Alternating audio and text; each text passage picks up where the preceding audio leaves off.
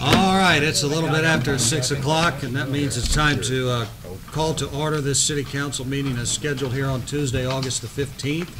And we have in attendance with us here Father Gary Gumensheimer from St. Andrews. I ask we all rise and he'd lead us in the invocation. Gracious God, be with us this evening, and we ask you to bless the men and women who are deployed at this point in time, protecting us and the freedoms that we so graciously are grateful to you that we have. Dear Lord, in the midst of the things that have been going on in our country this past weekend, we ask you to give us the understanding that hatred and violence never solve any problems.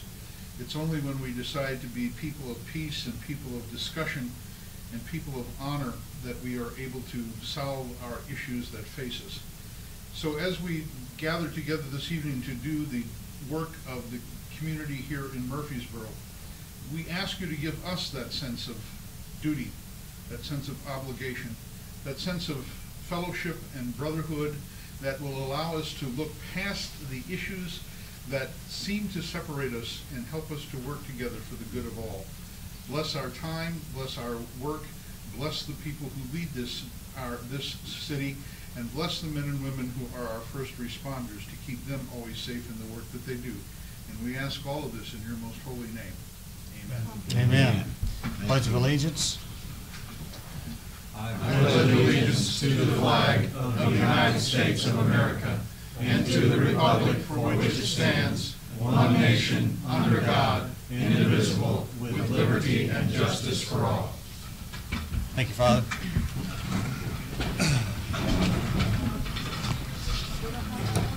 Clerk Cottonero, would you please call the roll? Alderman Hughes. Here. Alderman Curry-Witzman. Here. Alderman Brown is absent.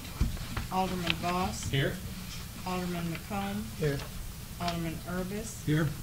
Alderman Bratton. Here. Alderman Bastian. Here.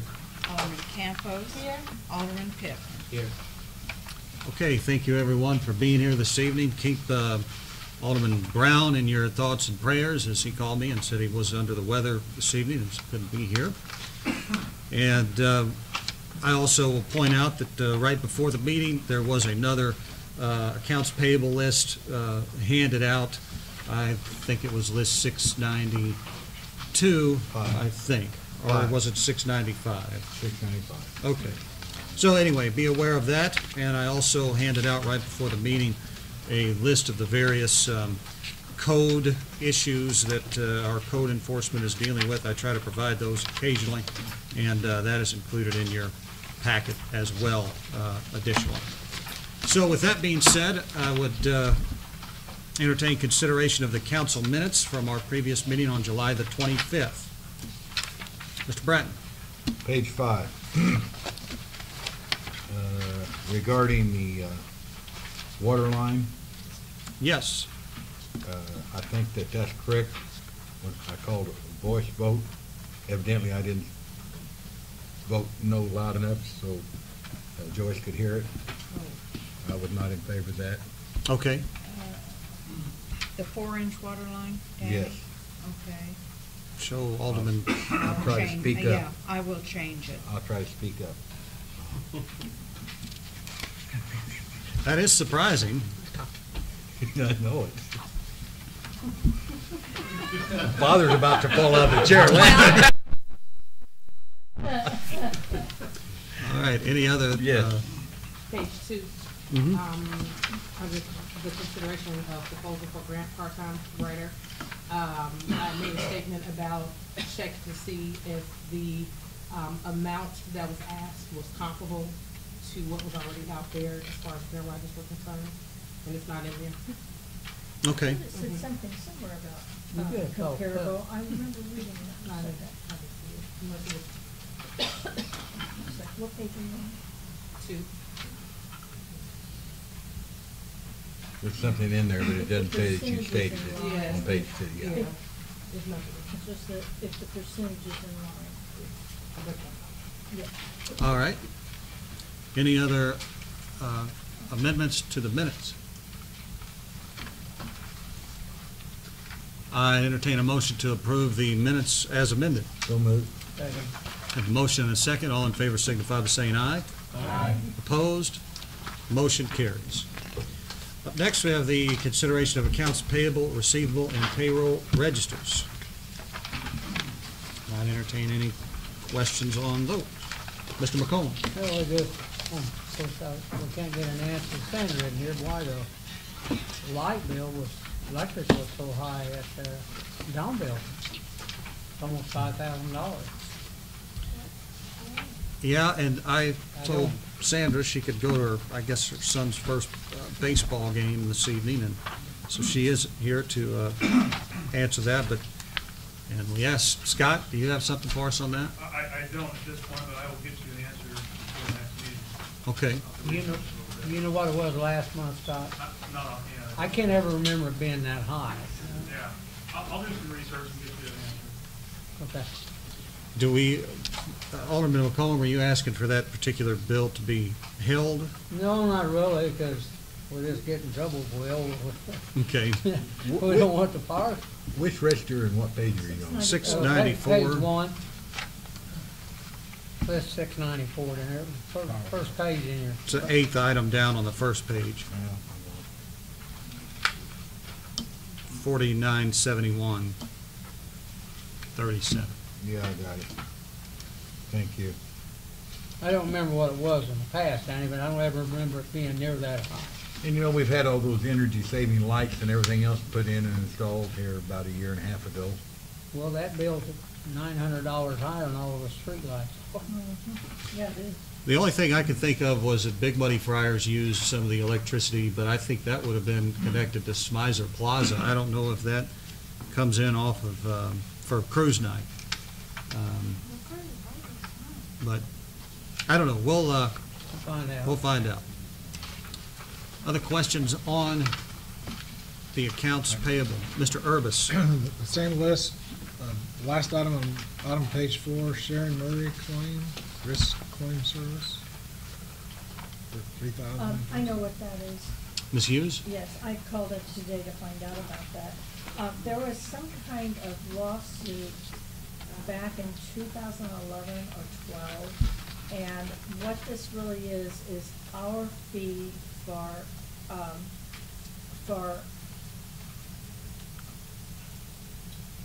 the public risk attorney.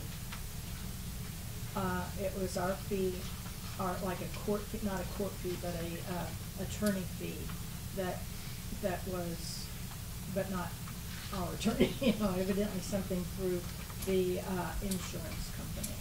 So it's something that just recently was settled? It has just recently been settled. Okay. It was something about improper towing. She didn't know all the details. I only know that it is the end of a lawsuit that evidently started with State Farm and ended up us having to pay for an attorney also. Mr. Hiller, I don't suppose you can shed any light on that, can you? I have not a clue what that is. Okay. I do know that some of our insurances have provisions in it that when we have a claim and the insurance company has to take over handling of the claim, that we can be assessed a certain level of fees up to a deductible. Yeah. And I'm assuming that this is where the charge comes from, but I have no idea That's kind of what I who thought. Sharon Murray was, is, or what the claim's about. But it was in 2011 or 2012. She wasn't sure which year. I would honestly, I'd like us to hold that particular, just because in my 5 years now, almost of being mayor, I've never heard of this particular. I'm not saying it isn't legitimate, but I would just feel more comfortable, Barb, if I Yeah, could. I was kind of questioning it myself. That's Yeah. why I 2 weeks called not gonna today. matter. Yeah, if it's been since 2012, the 2 weeks isn't gonna matter to them, I Yeah, hope I don't not. think so either, but it has just recently been settled. Okay. Mr. Bratton? Same register. Okay. Page 2, bottom of the page, where was the 50 amp power feed installed at? That was installed, that's the reason I brought up the Big Muddy Friars and Cruise Night. They have gotten together with the folks at Cruise Night, and they are going to be providing free fish at Cruise Night. but they needed an additional box. They actually, Cruise Night bought the box, and I committed the city to pay the labor to help make that happen. Okay, John, take care of the public risk. On page 6, the John A. Logan College, what's a CPR e-cards?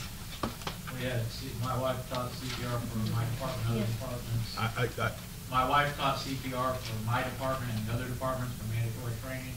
She waived her instructor fee, but the $10 fee to the Red Cross was $100 fee? Yeah, For $10 a piece. Okay. For $10 per person. Is Okay. all. It would cost a lot more if you charged. We Yeah. did streets and people in my department. And on page 13, to Real King, we've got a bill there for $17.99 for an anchor. That's for the That's for Jim. ship that we've purchased. Well, they have to figure out that wastewater treatment plant. Yeah, you spend all that money on a ship, you know, I paid at least $18 for an keep it acre. around. Is that for a Caribbean cruise or what? Was that yours, Mr. Stewart? Yes, it Yes, is. that's exactly what it says it is, an anchor. Okay. From Real King, that, lift station at Walmart, put it on the very bottom of the floats to keep them from moving all around. Okay. The other one had rotted too, so we had to. Okay. On page 13 still, we've got reimbursement from Sam's Club for MBI. I imagine that Sandra could answer that, but I don't know what that would be. an MBI reimbursed, but it looks like that should be or they're gonna reimburse us. I'd like to know what that is. I suspect. I'm not saying don't pay it, but I'd like to know what it is, but I mean, Well, we can hold that item. and then Super Circuits, Chief, for this camera and these 2 cameras, Yeah. In booking, we have to have a camera that records audio. okay? Do statements and all that. Our cameras went out in there. Brian couldn't fix it other than replacing the camera. So we have to have it for DUIs, we have to have it for concessions, we have to have audio. Okay, the other one's for the wastewater treatment plant. Yeah, I'm pretty sure that was part of that lightning strike when we took down there. Yeah. Did our insurance gonna reimburse us for that, or? Well, everything's been turned in and I was told we Jim, has that already been turned in today? yes. Well, I don't, we turn everything in to Sandra. Okay, I didn't, Anything Gloria else, had Kenny? more than that. Go ahead and let Gloria. Gloria? And page 7, same list, 694. Reimbursement traffic lights, accident 3/18/17 for $4,051.07. I assume we had a traffic light run over by somebody, Darren? Yeah. Mm-hmm. Down by Scott's. right This is in the front of one by Scott's. Derek, when this was the guy, Oh, the BMW that's even in blizzard and took traffic. yeah. Took out my fire hydrant. Yeah, it took out fire hydrant and everything. Knocked out a couple yard sale signs and stuff. Oh, Amy. You were doing so good so far.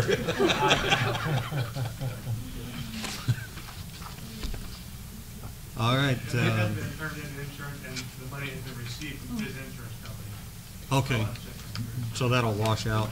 Yeah. Okay. The other question that I had was that I know the Smiders so graciously pay for these sunset concerts, but are not, I see some of these names on here a couple of different times, and we just got this new register.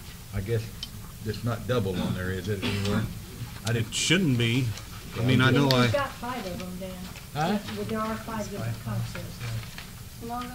so they may be paying some ahead, I don't know. yeah. Mayor maybe. Yeah, well, John Gooderslaw was the first artist with Lewis Creek, and he's on there for 400, and then Bruce Zimmerman was last week. I don't know if there's others on here. Nathan Graham for Yeah. Those were, I had them Tonight? cut all those checks at once today. Oh. Just going forward, so Okay. that they All didn't right. have to keep Okay. making multiple check runs. Well, then that'd be all the questions I had. Gloria, did you have That something? was it, the Okay. traffic light. Somebody else? All right, notwithstanding the two bills that we noted, motion to pay the bills. So moved. Second. A motion and a second, all in favor signify by saying aye. Aye. Opposed? Motion carries. All right, that takes us to our regular committee and commission reports. And we'll start with Budget and Finance, chaired by W.J. Pittman. W.J., I'll turn it over to you. All right, first item under old business is the consideration of the proposal for part-time grant writer. You asked me to find some comparison information. I found a couple median salary ranges in online, and then also looked on like Monster and some job websites to see what was being advertised out there in those positions. The median for a grant writer is about $45,874 a year. The entry-level grant writer, $42,662.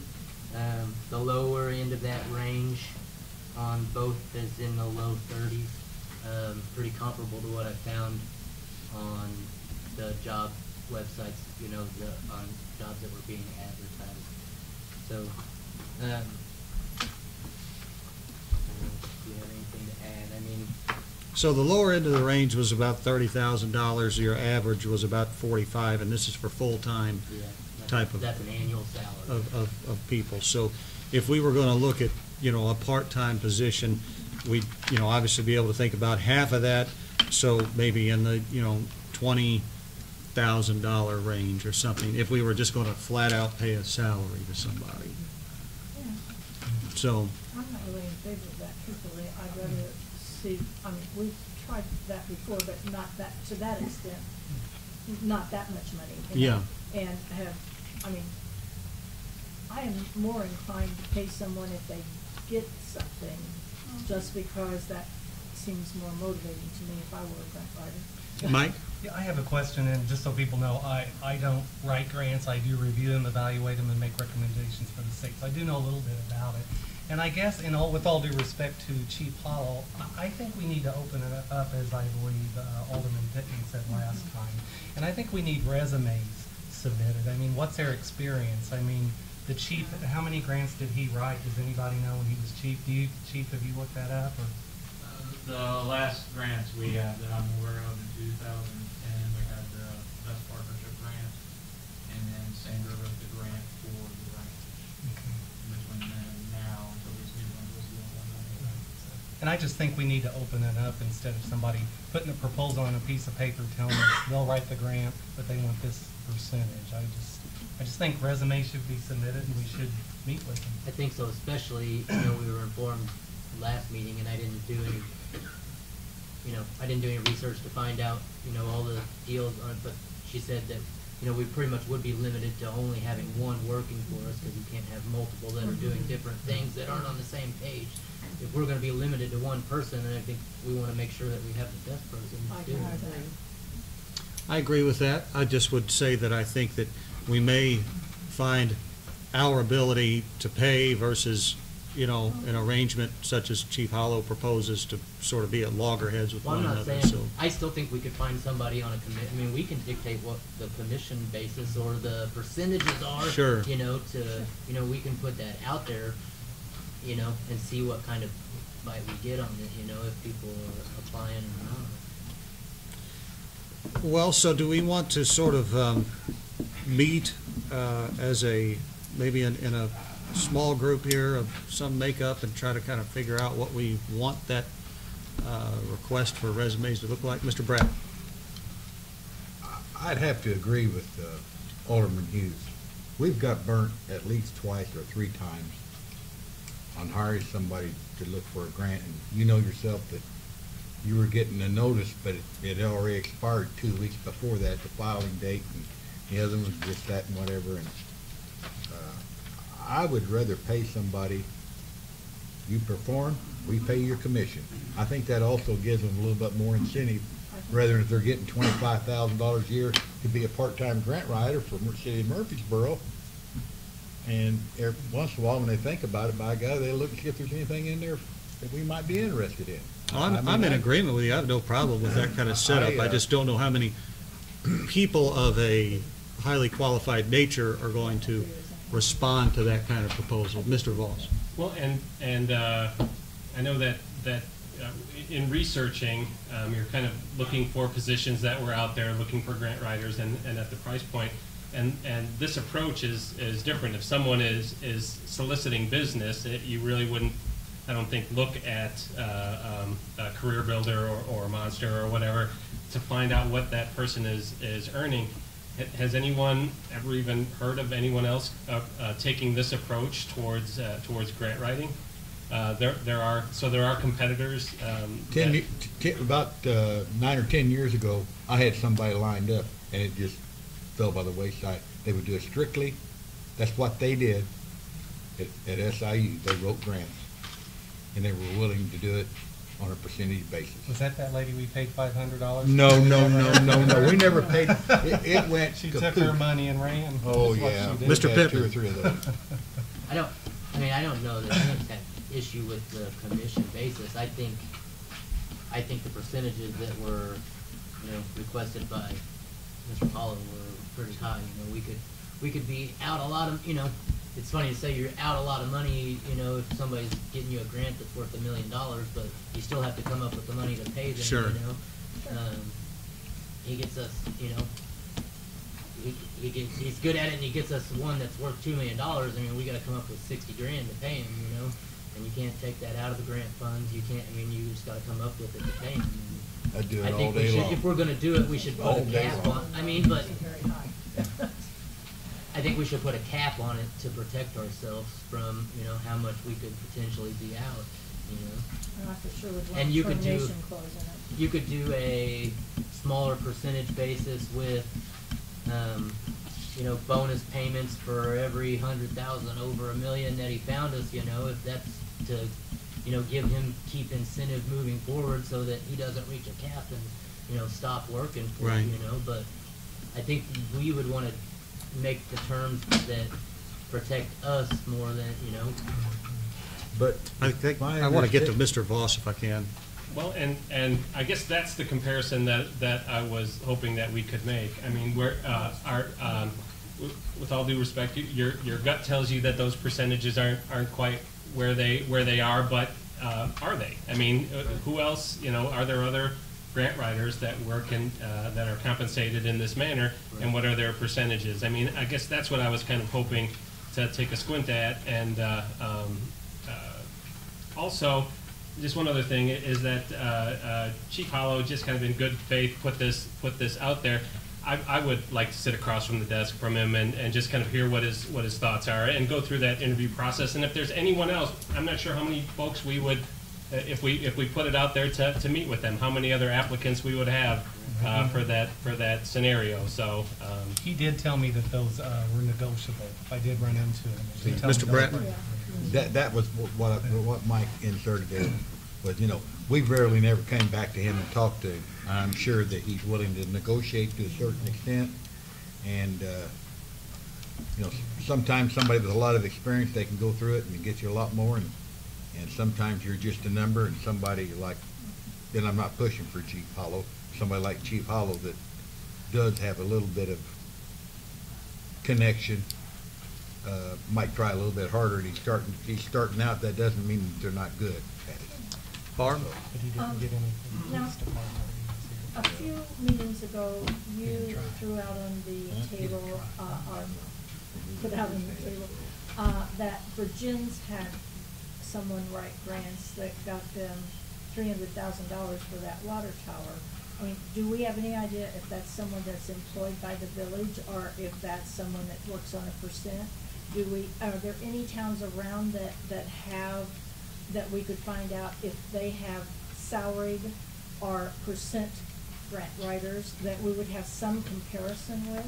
Yeah, I think it would be easy for me to get a hold of the Southern Illinois Mayor's Association, which is where I collected that previous That other information from, Oh, and I'd just call Don for that matter, but ask them to flesh out that in more detail, other than just Yeah. saying, yeah, we had one, here's how much money was brought in through their Yeah. efforts. Because Because there has to be other townships around that have grant writers, and I can't imagine that they all are salaried. well, would everybody be generally in favor of me reaching back out to the Southern Illinois Mayor's Association, asking for the detail that Barb's suggesting, which I think is a good idea? And then also, it seems like we should have done this 3 meetings ago.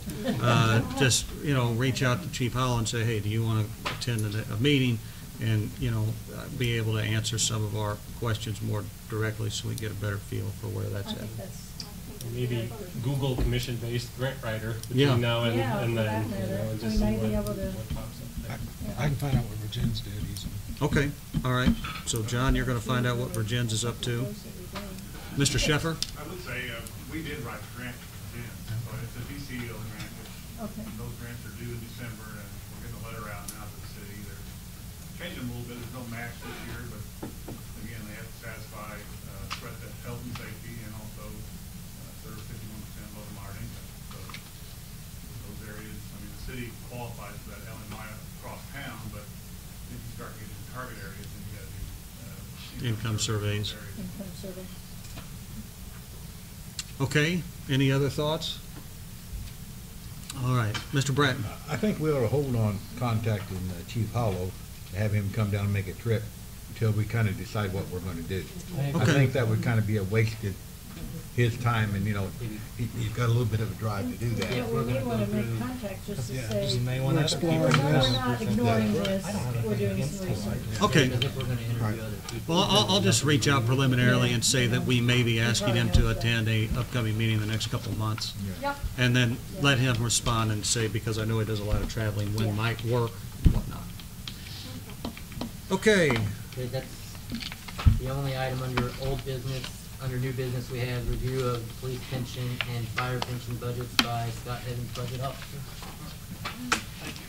Okay, you have that in front of you. I did get it to you by Friday for you to look at over the weekend. But essentially what you have here is, for the first time in my memory, we've been able to not only do the accounting on a more interim basis for the pension funds, which is something we haven't been able to do in the past as readily, but we've actually were able to give the information to the auditor early this year, 3 or 4 months earlier than it had been, which will actually help us a lot when it comes time for budgeting and the tax levy. We should have all our information from the Department of Insurance as to the pension fund piece of that puzzle. And so in that process, I decided, hey, let's go ahead and do a budget for each of the pension funds, one for police, one for fire. And both boards were very receptive to that idea. And so what you see in front of you is basically the budget for the police pension on the first page, approved by the police pension board. And on the second page is the same thing for the fire pension. There's no reason why these entities shouldn't have a budget. They're, governmental entity just like us. They feed into our levy. It's really important that we be as accountable as possible for the fund. And so, as you can see on page 1, we're projecting a loss for this coming fiscal year, which actually we're already in that fiscal year. They're on a May to April fiscal year. And so, I'll get back to that in a second. So that we're projecting a budget loss of $184,000 for next year, which is not good on the surface. But the fire pension fund is projecting a surplus for the year. Now, why do I tell you these things? Because, again, better information between the pension fund and the city. But also there's a obscure little state statute that actually requires a pension fund to submit estimated receipts and disbursements to their municipality. Anyway, I just found out this year. So we're kind of following the state statute by doing this. But another reason why this really matters is that loss that you see there on the police pension fund is when I tell you why that's there, you'll think, oh yeah, well, we just had three longtime police officers, retire in the city, which over the long term will save the city some money by replacing them with lower cost, newer hires.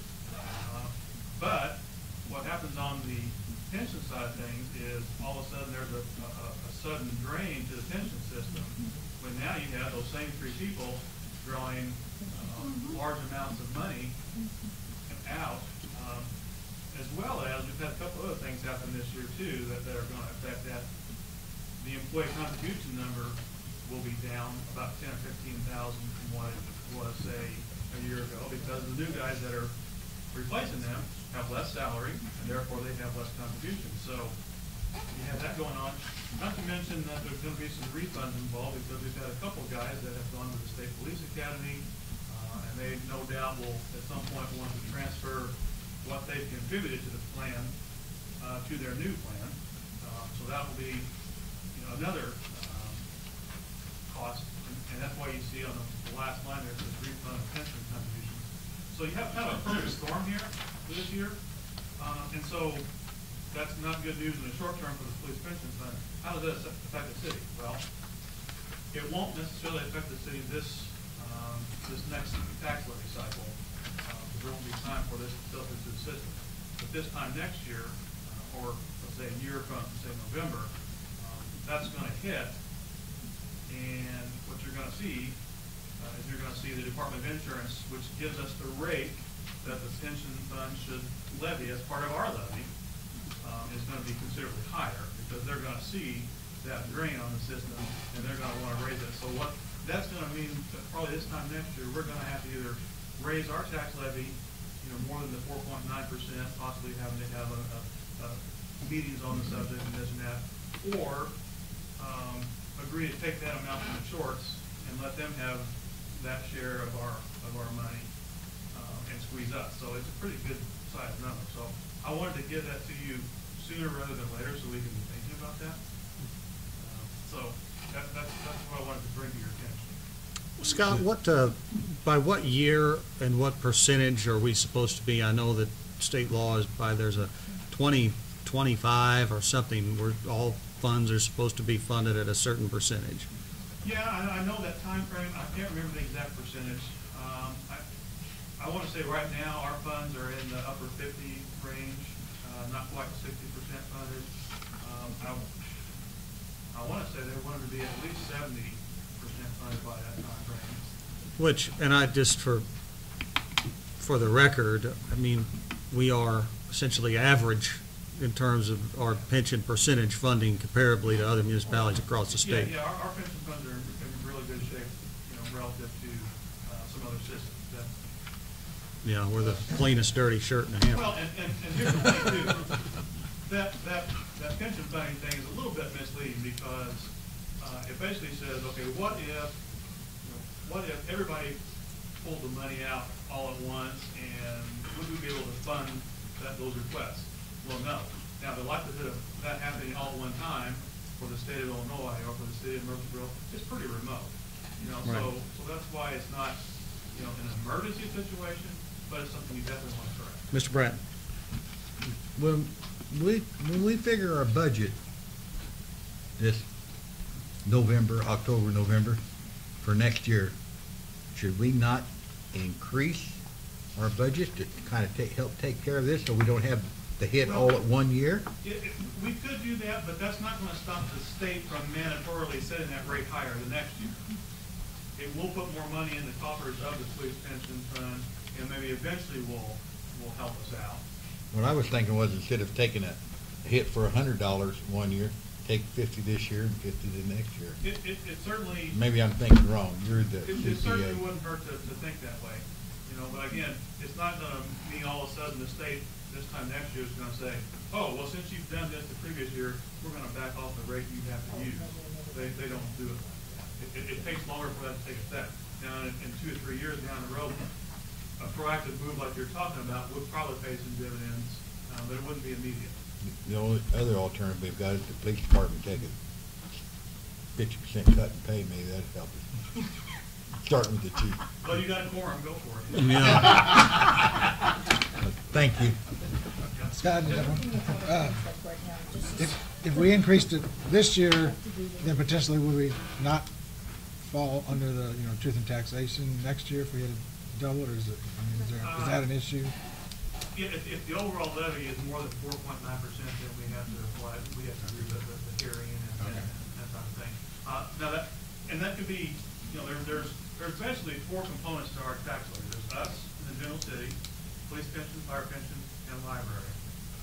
And so, if any of those four factors have some catastrophic increase, it could affect the overall levy, certainly. So we have to make the decision, do we raise the overall levy, use truth and taxation, or do we, accept a smaller amount, let's say for the city, and change that? That's a pretty big pill to swallow up there, so. I don't think we want to do that 185,000? Right. necessarily. Okay. Thank you. Any other thoughts? All right. And this is just informational, there's nothing that you have to approve or anything. The boards have already approved this, it's just for your information. Thank you, Scott. Yeah. That's the only item under new business. If there's no public comment, we'll move out of budget and finance. Do we have any public comment on items of a budget and finance nature? All right, that takes us out of budget and finance, and we'll go to building and grounds, and chaired by Alderman Gary McComb. Gary? Well, there's no old business. And under the new business, discussing and approval to declare a vehicle as surplus. 2002 GMC Yukon and 1995 Chevrolet 400 bucket truck. I know what the bucket truck is. Who's got the Yukon? Is that the police That's the one department? That's the one that Brewer had. Yeah. Man, I feel bad retiring that thing. Oh, yeah. It's got about 190,000 miles on it. We're gonna try and do it first this year, and we're gonna try a sealed bid with bid minimum, and we're not establish the bid minimum based on what sources of pricing. We're gonna try a sealed bid and see if we come out better than we have at the auction outside of the competitive price. If it doesn't work, then we'll go to auction. We're gonna see if this works better for those individuals. All right. And the bucket truck will have to be listed as is, in an auction. Mm-hmm. And if you sell this Yukon any other way, it's gotta be listed as is too. Yeah, and then we've prepped the bid, and we've prepped the advertisement, it's as it is, and then, people will come by and view it. Did you establish a minimum? We have established a minimum, we're actually gonna make the minimum public, that way we don't That's have to what I wanted. entertain ridiculous bids. Yeah. Gary, I got I one more would, thing, if you don't mind. go ahead. Darren, did we ever get any good answer on what it would cost, in a sense, to do anything to make that other bucket truck back up to Yeah, par? I did. To replace the bucket, a few of the switches and a couple of the covers, we're looking at about $1,900. Mhm. Mark couldn't give me a solid answer on anything with the hydraulics or any of the rest of it without getting into it. Okay. All right. Just to fix the back end part of it, that would be not in the shop. Okay. All right. You need a motion? Yes. I'll make that motion. Second. All in favor? Aye. Ayes have it. Is there any public comment on anything under building and grounds? If not, we'll come out of buildings and grounds. Okay, that takes us to community relations, and chaired by Mr. John Urbis. John? All right, there's no old business. The one item of new business, request for street closure by the Church of Nazarene, North 7th Street. I didn't have anything in my packet, so I don't know what they're asking for. Okay. We have a handout. That's not a good day to close down 7th Street. Yeah, on that's a- what I'm thinking. On an eclipse day. That's it. I can add a little bit to this. The pastor and I met a few months ago because their university had a group of students coming down. And the initial plan was the parking lot could house them all, and we looked at that, and he just wanted to be aware of our plan. He came to me the other day, that nearly doubled the number of people that are coming down. Of course. Which the parking lot's no longer going to be sufficient. Parking along those streets, one option I gave him was parking everything one direction on those streets. The other thing was I asked him, I told him he could ask the council to close those streets, but that's the need for it, it's What would the impact be to the restaurant just to the west? We're not, the request is, and the time has changed too, from 8 to 4 to 9 to 3. From our front doors, which is the north end of the restaurant, Martell's parking lot, is where they would be. So their restaurant would not be affected. Okay. I've already talked to management over there. They will reroute their deliveries around that area. So this is from 9 to 3 now? Yes. Okay, right, thank you. So Mr. Pittman? I was gonna say, I did talk to Martell's manager about that, and he said the same thing. He said it really wouldn't, you know, they would make the, one other question I had though, would doing 6th Street instead of 7th Street would that make a huge difference? Half of these will come by bus, others are gonna come by private vehicles likely. Right. And can, the old gasoline station Yeah. there on the east, Yeah. can you use that for parking also? Do we know? Well, I was going to. God didn't give you the right answer, did he? Well, Ask for forgiveness take this instead for of what it is. permission. Yeah, it's easier to Go ask for forgiveness easier than to get permission. sometimes. Yeah, you're right. I agree with you. Send them a block away, south, Yeah. So All how right. far on Parking 7th lot. Street are you gonna go? So, did they not want you to park there? I've been asked. There's no number, there's no realty number or anything. no Can way we to make any kind of ruling contact on them. that? The owner lives in New York, that owns that place, I'm aware of that. Who's gonna know? All right, if All we of could, you guys. if we could order the conversation to those people who have raised their hand and asked for recognition. Darren Mills? Yeah, parking is an issue, the city owns a boulevard that runs between 6th and 7th Street that, I don't believe they would damage anything by pulling up on and parking that as well. That was another option we could consider as well. All right, well, so we have an item on the agenda here concerning 7th Street and this specific closure. Do we want to allow that closure or not? Should we recommend the use of the boulevard owned by the city first and block the street as a last option? Well, I think on that particular day, it would be best to either we're gonna block it off or we're not gonna block it off. Let's just do it. Because with Darren's coordination of his guys and everything, John? I just had so how far north are you where you wanna get shut down? Well, if it was both 6th and 7th, it's just gonna be right around the parking lot. I don't think we should cut off both. But if not, if it's just 6th Street, then it's probably gonna need to go a little farther north. What about the boulevard? Well, including the boulevard. Hopefully I won't have to. If we get there and everybody's parked on 6th Street, we wouldn't need 7th Street. If it was barricaded, I would just move the barricades out of the way. So you're talking like a block? Is that what you're A saying? block minimum, yes. Okay. Mr. Pittman? I would say if we're gonna do it, I would suggest closing it off at Walnut Street so you don't get cars turning down and being stuck in the, we don't know what traffic's gonna be like on Walnut Street. If they turn off, they may not be able to get back on and get turned around in there. I would say if we do it, we should do it from Walnut Street north. Mr. McCollum? I think it's a question we need to throw it to our chiefs too about blocking that off at Walnut down. I know that's the main flow in from the Chalet coming in, but how hard is it gonna be for you guys to get on 7th Street, with emergency vehicles? Well, from the police department, we typically come out at the higher rise anyway. That's our typical. and I think Same way that's for you, the Chief? way to- Well, that's just, on that day, it's just, you got all the traffic coming in from the Chalet, but that can direct them around it. There is no chalet anymore, Gary. Well, I still got fond memories.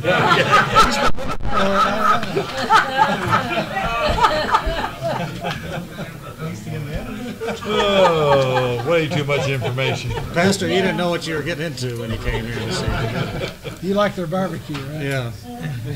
They did have good work. Well, to get it done, I'll make a motion to do it.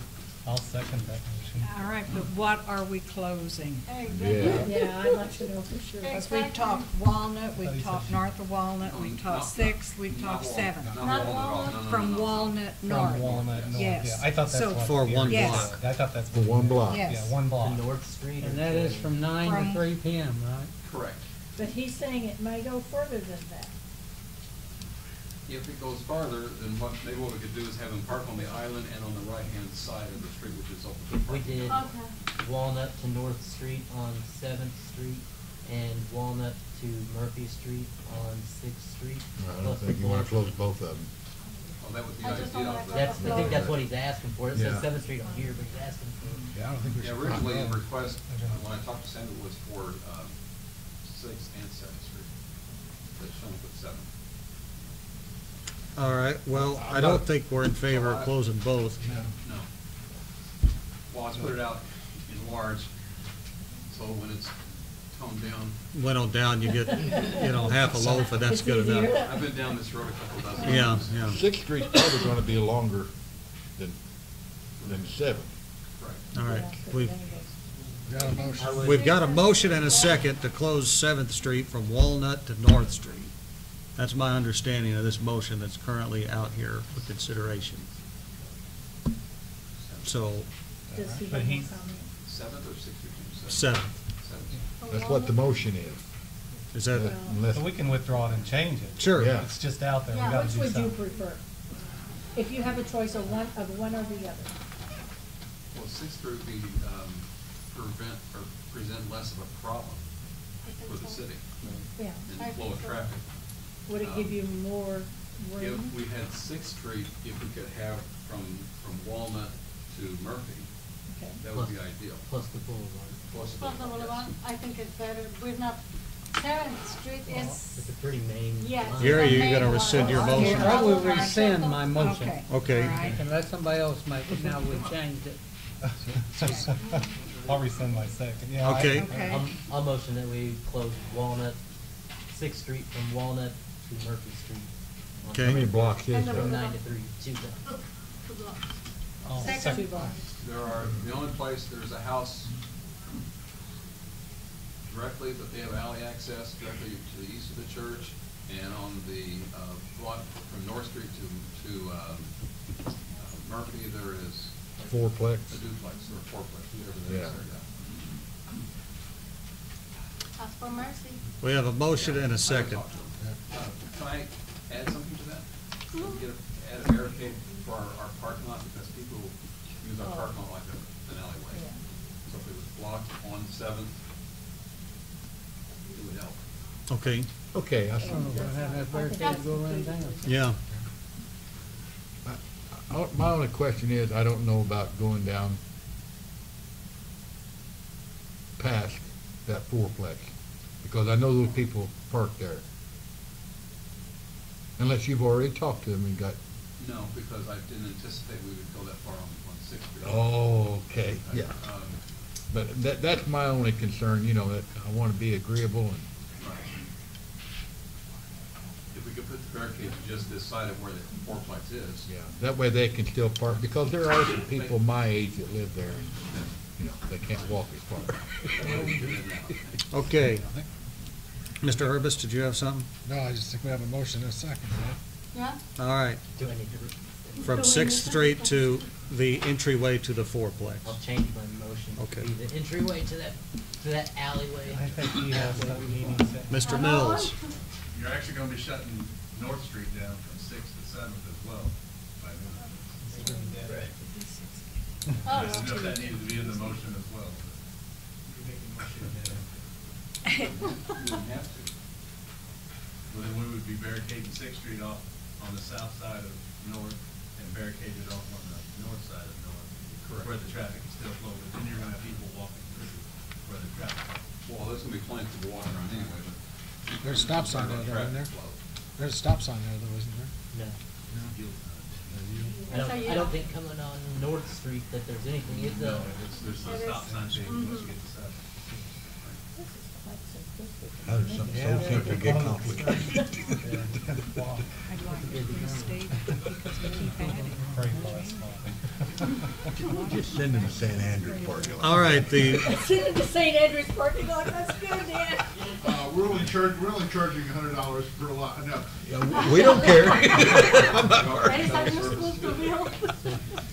all right, if we could bring it in here and figure out who wants to actually make a motion, a second, and vote on it. I know we've got currently the motion is from Walnut Street to Murphy Street, and also allowing use of the boulevard. We have Mr. Mills, who said that that's going to close off part of North Street's access. Just pretty main through. So I assume that that squashes that motion as well.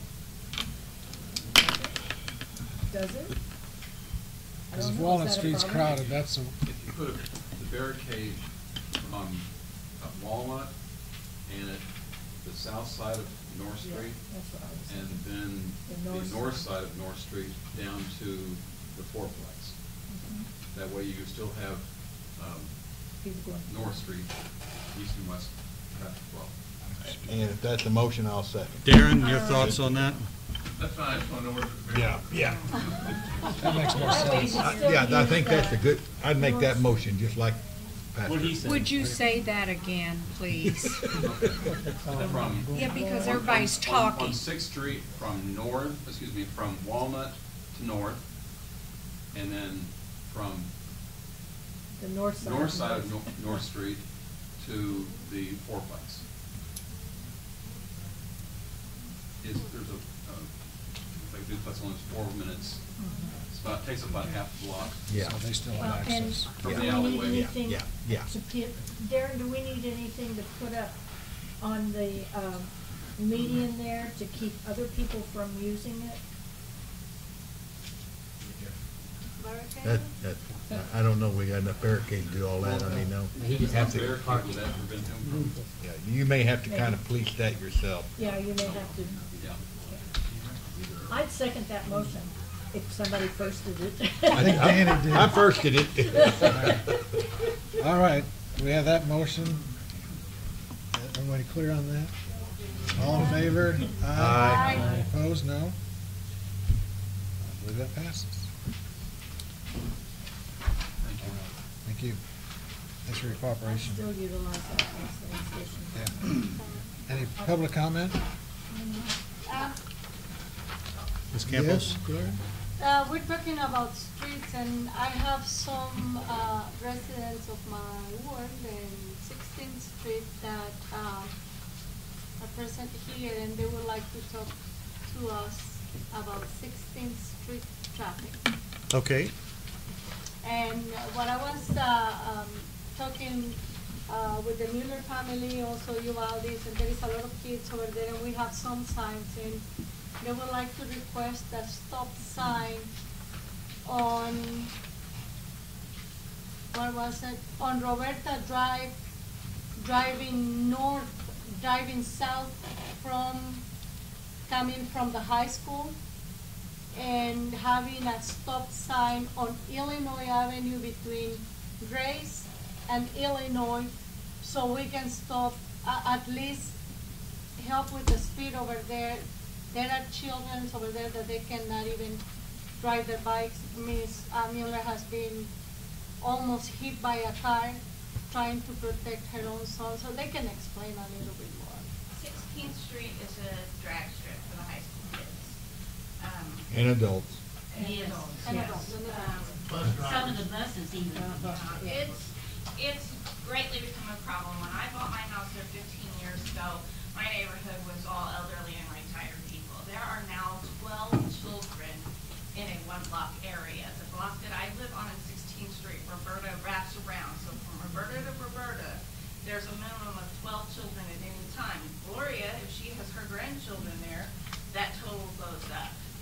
Those kids roll through the stop sign at Roberta on the north end, and by the time they hit my house, and I am the fourth house from the corner, they're doing no less than 45 or 50 miles an hour. Typically, they don't stop at that stop sign. They are swallowing tires and hauling up and down the street. Just trying to get my mail, I've nearly been run over. it's a huge safety hazard, and I know nobody wants to hear speed bumps, but something has got to be done. I called last year up to the police department at the end of the school year. It was getting crazy. And I said, my husband and I were almost hit out in the street in front of our house. I yelled at some of the kids that are going by, and I asked for a police officer to come out and sit at the end of my driveway and police the kids that are coming down the street. And nobody showed up. So I stood out there so that they had to slow down or hit me after school that day, because it was insane.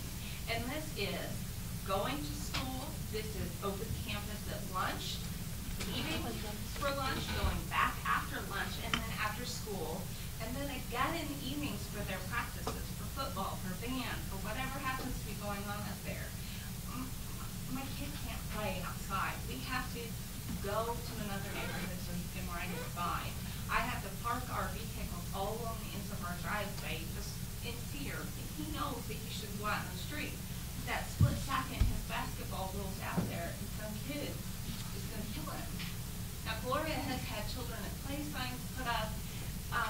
Nothing is happening. The speed limit there is 25 miles an hour, and I have yet to ever see anyone drive that on that street. I lived there 15 years now. And now we have all these kids here, and it needs to be a safe place for our kids.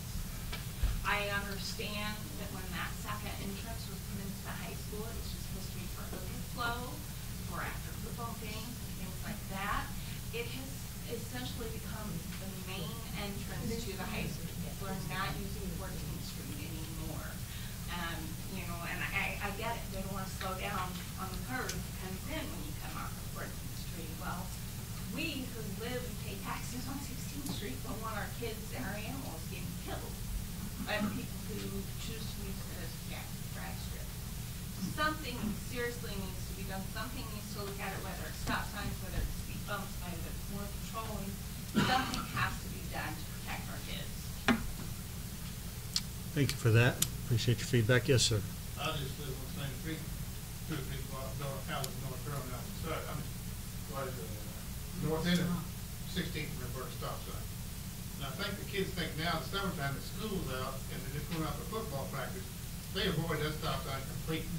And they don't even stop. When we hit, you know, coming up, going north to the high, they just never stop at all. I caught one boy in a little car out there, and I told him he had to stop. He said, well, what are you going to do? I said, I'm going to yank your ass out and kick it. So he took off real quick, and I ain't seen him look at nothing. I mean, they don't even stop. And years ago, when he built the high school out there, the guys that were on, they're all probably dead now, that were on the school board, and one of them lived across the street from me, Bill Green. You know Bill. Oh, yes. He said, Tom, summertime, this gate will be locked. It was for a while, then when Trapani's and them others came in there, well, the guys were out there in football practice, weightlifting. I said, that's not a special event. There's nothing going on. School's not a session. I told him, I said, I'll walk down there. I'll lock it myself. He said, I'll have you arrested. I said, go ahead. You know, so that should be closed during the summertime. It's not necessary to have it open. It was closed one time last year when they had to do some work on the road there. And they told the kids in the summertime it was going to be closed. Well, some guy going out there for a weightlifting or something, drove up to the stop, backed down, turned on Fair Drive, and cut through the yard there, or the playground, and Carruthers jumped a ditch and went to the high school. Well, he shouldn't have done that.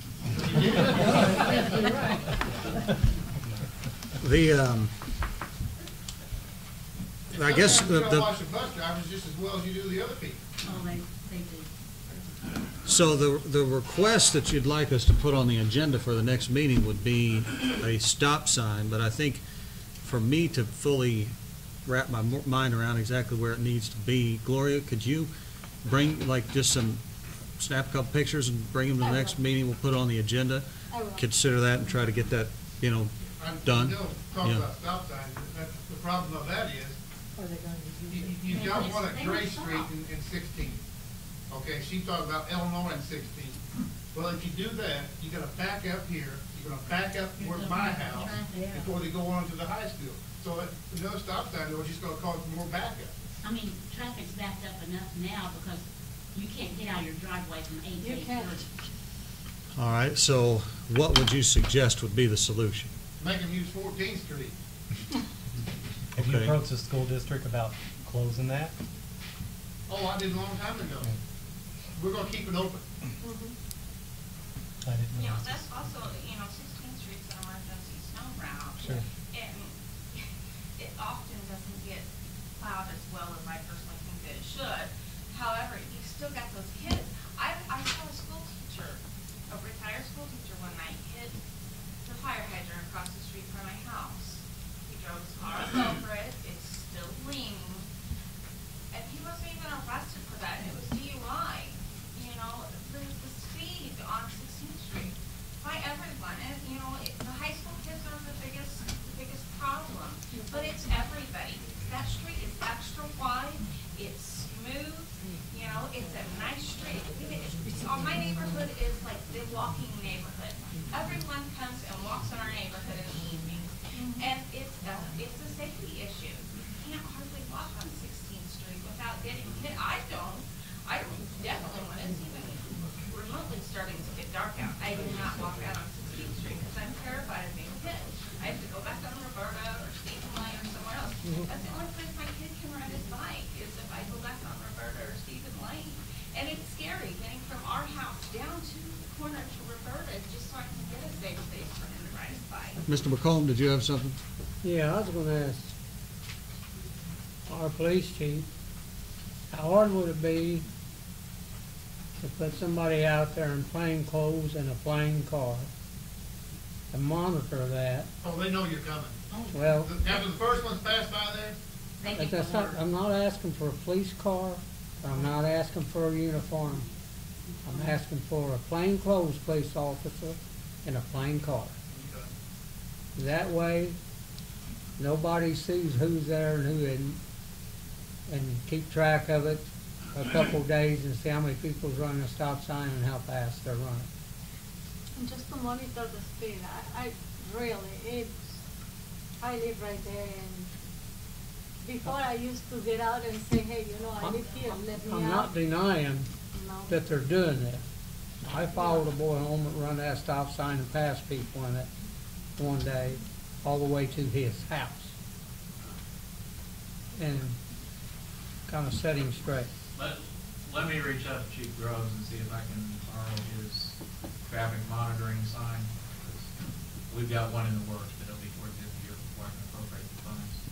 And let me see if I can borrow his, because it has the traffic study software, and see if we can put it out there for a week or so. We've had A stop We had it sign, last year. Oh, not the one a that's. stop sign is not gonna solve the problem. that they got. This is the traffic study sign. Yeah, but I mean, Coming through. when you talk about a stop sign, it's not gonna slow them down. No, I would Uh, prefer speed bumps, but but I know everyone's anti-speed If bump. it's patrolled, and we can't put a police officer out there every day, but if we get a heads up who's doing it, they can write license number down. They can go too to, fast for that, honestly. I mean, I've tried. They go too fast for it. yeah, well, The schools and school patrols have been a place of emphasis since I came in. We've increased our presence in the schools in the mornings and the afternoons.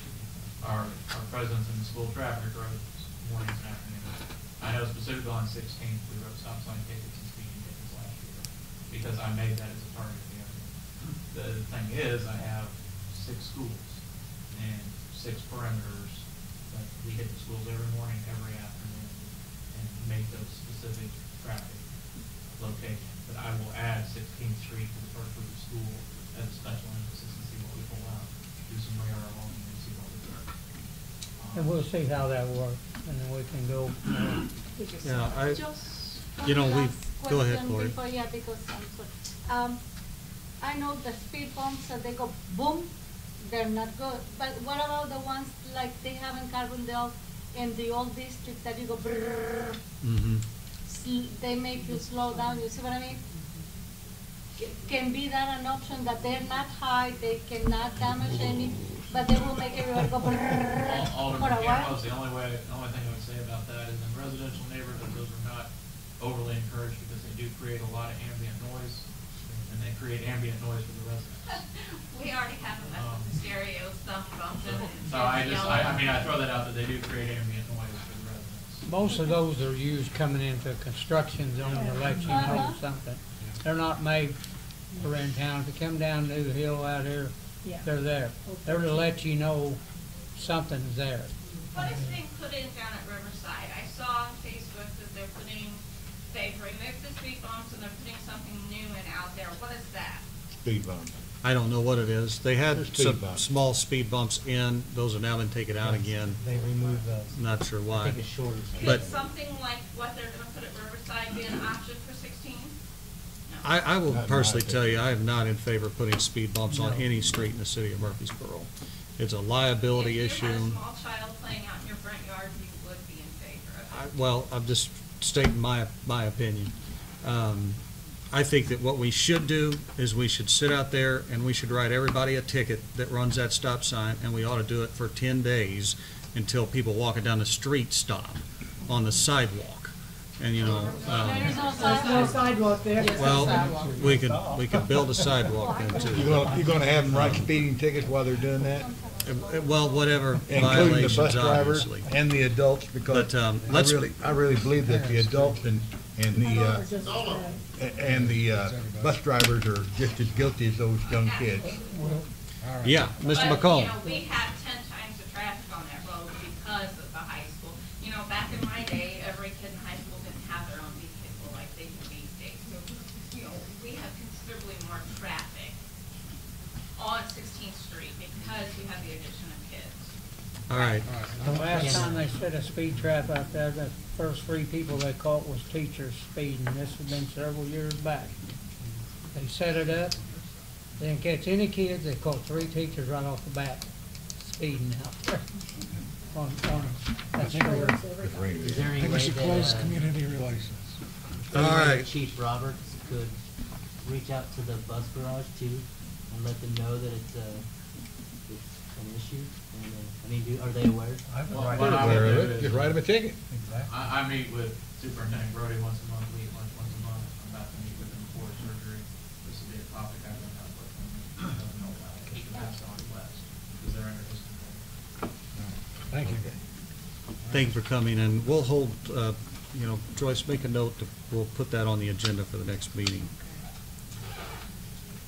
That's it for community relations. I have something. Okay. That's not related to Jance? any of this. I had a pastor ask me about his church lot over on 4th Street. During the eclipse, he had heard that, some churches were like renting out spaces in their lot, and he has like, a fenced-in lot behind his church, and he was wondering if there were any restrictions, with him possibly trying to rent out like that area so, for parking, so his church can get a little bit of extra money. So, yeah. And so I just told him I would present it.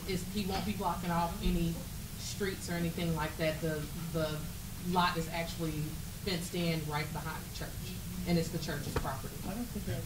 Okay. Okay. They can do whatever they want to do. Okay. Ask for This forgiveness helps their afterwards. budget. Make a big I just sign. told him I would check, I just told him I would check. Parking. See, you're gonna have to And make give us sure- some information. They didn't want it to be, you know, violating or anything. Sure. And if you're not there, your church people aren't there, coming out down, somebody else is gonna be there. With the gas. All right, if that's all for community relations, we'll move into public improvement. I would just very respectfully remind everybody that if we can try to respect one another when we're having conversation at the council level, if somebody has the floor, let them have the floor and be recognized in those things, because it makes these conversations, I think, drag on longer than they necessarily have to. Mike Bastian. Okay, under public improvement, under old business, we have the review and consideration of proposal from Blimp Networks. I do believe that the mayor indicated they could not be here tonight. Alderman Pittman told me he had spoken to one of the employees, and they did have a proposal put together that they're going to bring to the next meeting.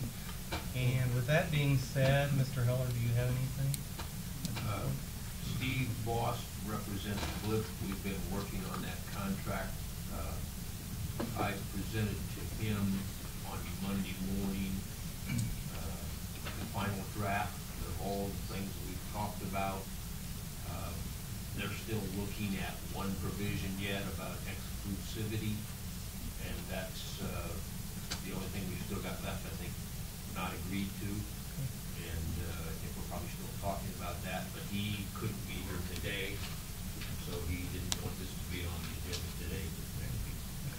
Could, once that proposal is worked out, could you get that in our packets ahead of meetings so we all have time to review it? Yes. Because that's a problem when we try to vote on You know, it. I'll get that draft to Sandra so she can get it out.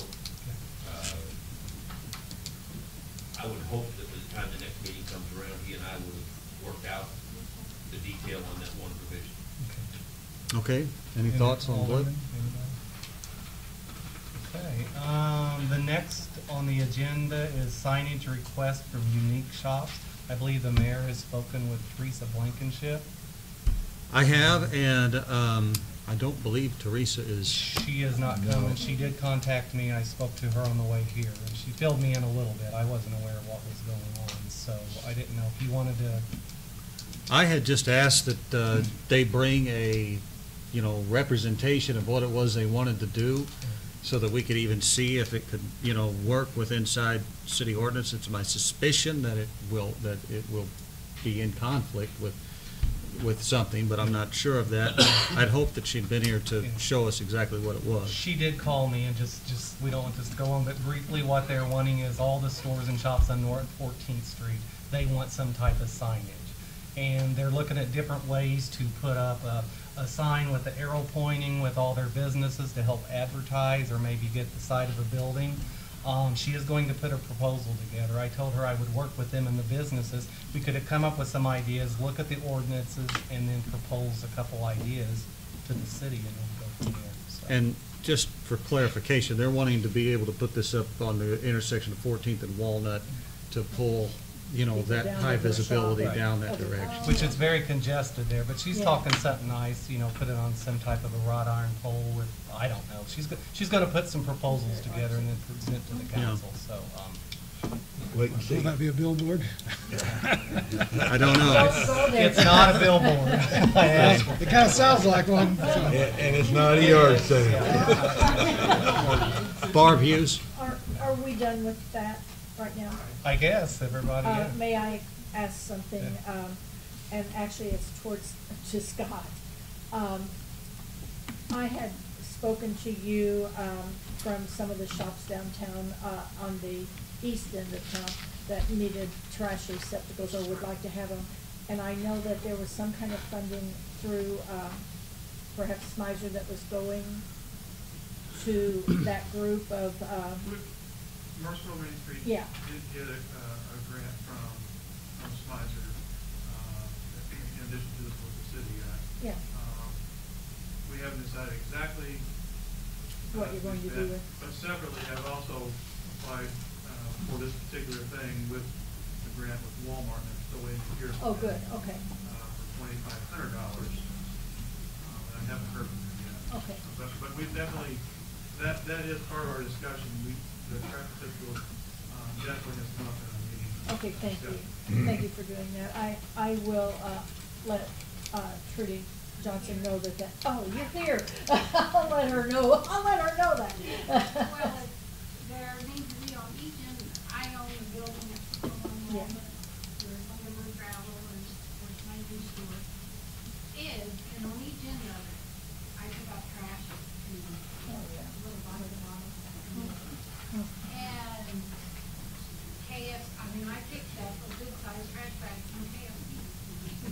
They're not leaving it at KFC, they're popping off with it, go behind the building. And that's where I got them, behind the building. And there's more trash back there than in the. But if they had a place in the front, they maybe would even put it in the front. They got a dumpster in there. Okay. Okay, is there any more public I comment? just wanted to make sure that you still had it on your agenda Yes, I for wanted that, and you know it.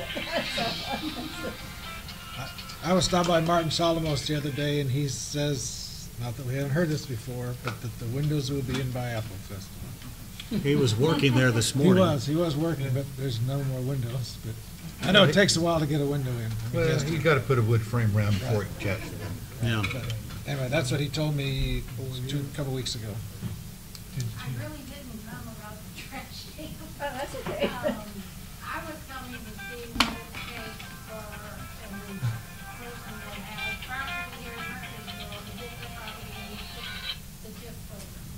We Yeah. own, we bought the house.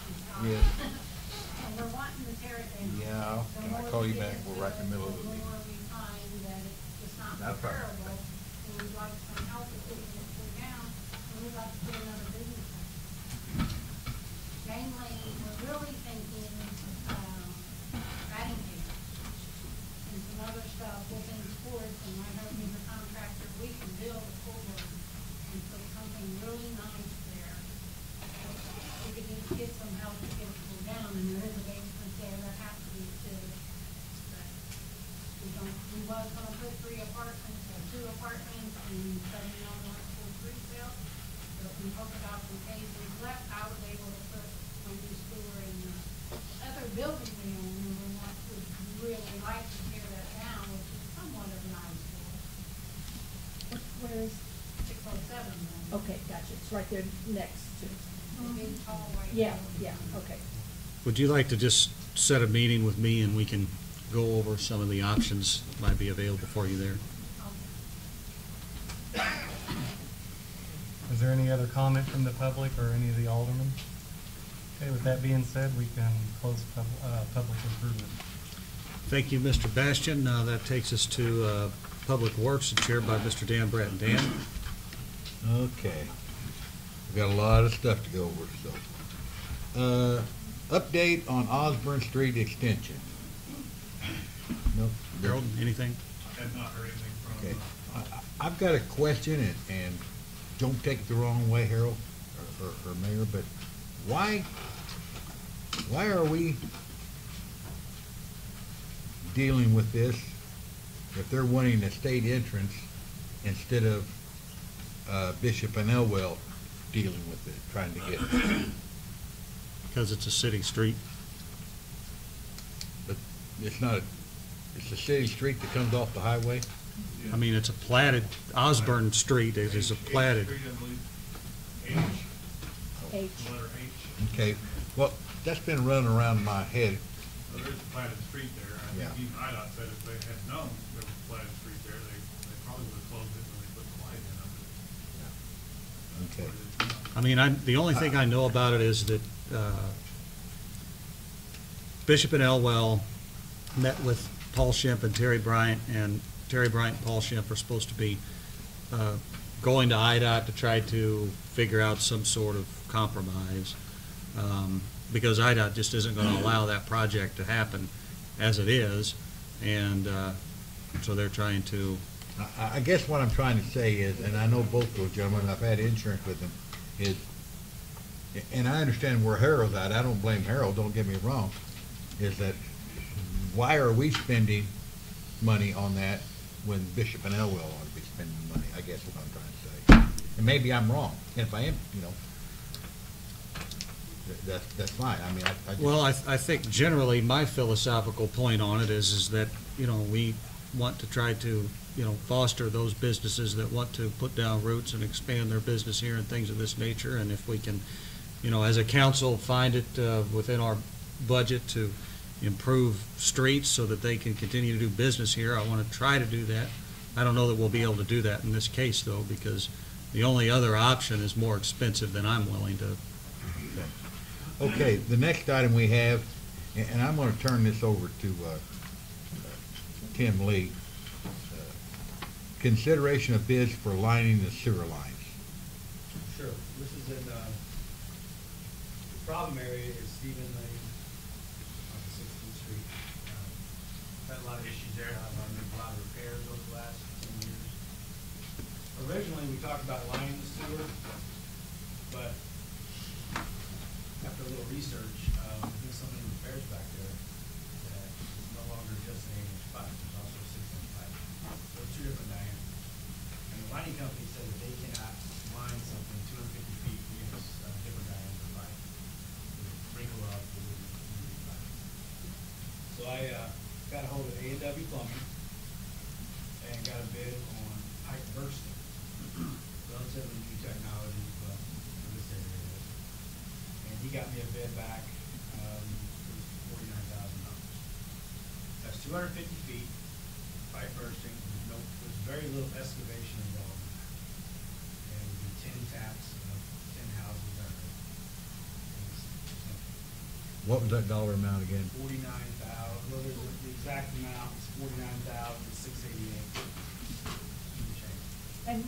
terminology, bursting? Pipe bursting. Can you explain that to me? I'm So sorry. basically what they do is they dig up both ends of the pipe and they run a cable through it. And they winch a new pipe through. The pipe is like rolled plastic. You've seen big rolls of plastic. They would be 8-inch diameter. And as they pull that pipe through, it actually breaks the little clay tile pipe Okay. and lines that suit. But it's not lining, it's actually. And there's not as much digging as. Yeah, there's very little digging. You just have to go back and dig up the areas where the taps go in the lateral line. I don't know that that's too high, because I'm not real familiar with pipe bursting. I don't know if that price is good or not. But I thought $50,000 was a lot of money. But today I got a hold of Bush Construction Scott. He came out and met me there. He looked at the line and he thought that he could do it for $25,000. That is estimated. For how much, Tim? Around 25. Not doing the bursting? Now, yeah, and he said that that's not a real solid number, but he said even if you had seen issues, it would come out of play. So those are the two proposals that I have. That would involve, That would involve digging up the whole line, excavating. replacing. The fact that it's not in and out, like a lot of times you're excavating, your price goes up because if it's in a street, you have to backfill it out with rock. So your rock's almost 50% of the amount. In this case, it's in the yards, in the dirt. There's not a whole lot to dig around. So a lot of the dirt that comes out will be there. I thought that was why we looked into the lining, because the excavating was gonna be such a huge issue, getting equipment back They there have, and getting. they have the smaller equipment that Okay. dig deep, where we have the big backhoes, it's hard for us to move around. They have the track hose, and, you know, turn 60 degrees, Right. and, yeah. Ms. Campos? I have a question. Will this affect, because right behind my house there is that garage, that our neighbor, will that excavating affect in any way, shape, or form their? It should, because what he usually does is he digs a trench and puts a trench box in there. Uh-huh. And as he digs out, he drags the trench box with him to keep the erosion from coming in. And all those big trees that they add in the back? They shouldn't be in the way. Okay. Yep. And the smaller bushes and trees and fences, I told him that to keep the cost down, my crew would go out and remove the bushes and take the fences down, which is only one chain link fence that we have to do. And they can put up. Okay. The two fixes, whichever ones you choose, how long will they last? I think they're both about the same. And how long would that be? Longer than my life. And how long is that? I'm not sure. It's $1 million question, isn't it? 60 years, so I would say another 50 or 60 years. And If I had that they'll long. both last the same, I'm sure of that. Yeah. Sure. Okay, I think that's, Scott's got it. Scott? Maybe Ed can correct me if I'm wrong, but would this not have to be a sealed bid, since it's more than $20,000? Probably, well, but we always have the ability to do supermajority. So we can always get around the bid by doing that, and a lot of these sewer projects are done that way, especially these repair jobs, because, Yes, they can. you know, a lot of times you don't even know the total cost till you start getting in. I find that, you know, just, not to interrupt you, but sometimes when we bid those jobs out, I feel like you lose, because sometimes people bid that stuff higher to protect themselves. Exactly. If it comes in low, they're not gonna give us our money.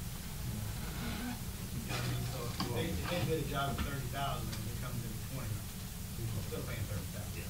And we've got. But if we do this on time and material, and we may have to do it, you're right, I don't know if it is, but if we do it on time and material, we can save our money. Well, the other thing on this, council, is, that, you know, Bush does most of our work and that kind of work, most of the water districts. I mean, they do this all over southern Illinois, and they do those kind of jobs, and they do them basically on time and materials, and, you know, I don't represent these people, but I've seen them around an awful lot, and people don't beat their costs. You know, they're very sensible costs, somebody you can trust to do time and material. And one of the reasons is they've been in business for 50 years, they own all their equipment, they're not making payments. So they keep their costs down. They're good at what they do. Okay. Mr. Bratton, what do you want to move, or how do you want to consider? What moving I would forward? like to do, it would be my recommendation that, I think it's John, you have another question. I think we'll get to Okay, public comment as it's yeah. listed on the agenda. yeah, I think the best thing for this to do, and I like to do this, is think about this, put it back on the agenda, and vote on it the next meeting. Okay, I mean, they've put up with it out there for a long time. I don't think 2 weeks is gonna be earth-shattering, and I think that the fact that we're getting something done closer to that, that will make them happy. I mean, I don't think we have to vote on it tonight. Sometimes, maybe I'm the only one up here that does that. Sometimes I'll go from a negative to a positive and vice versa in the 2 weeks' time because I gather more information.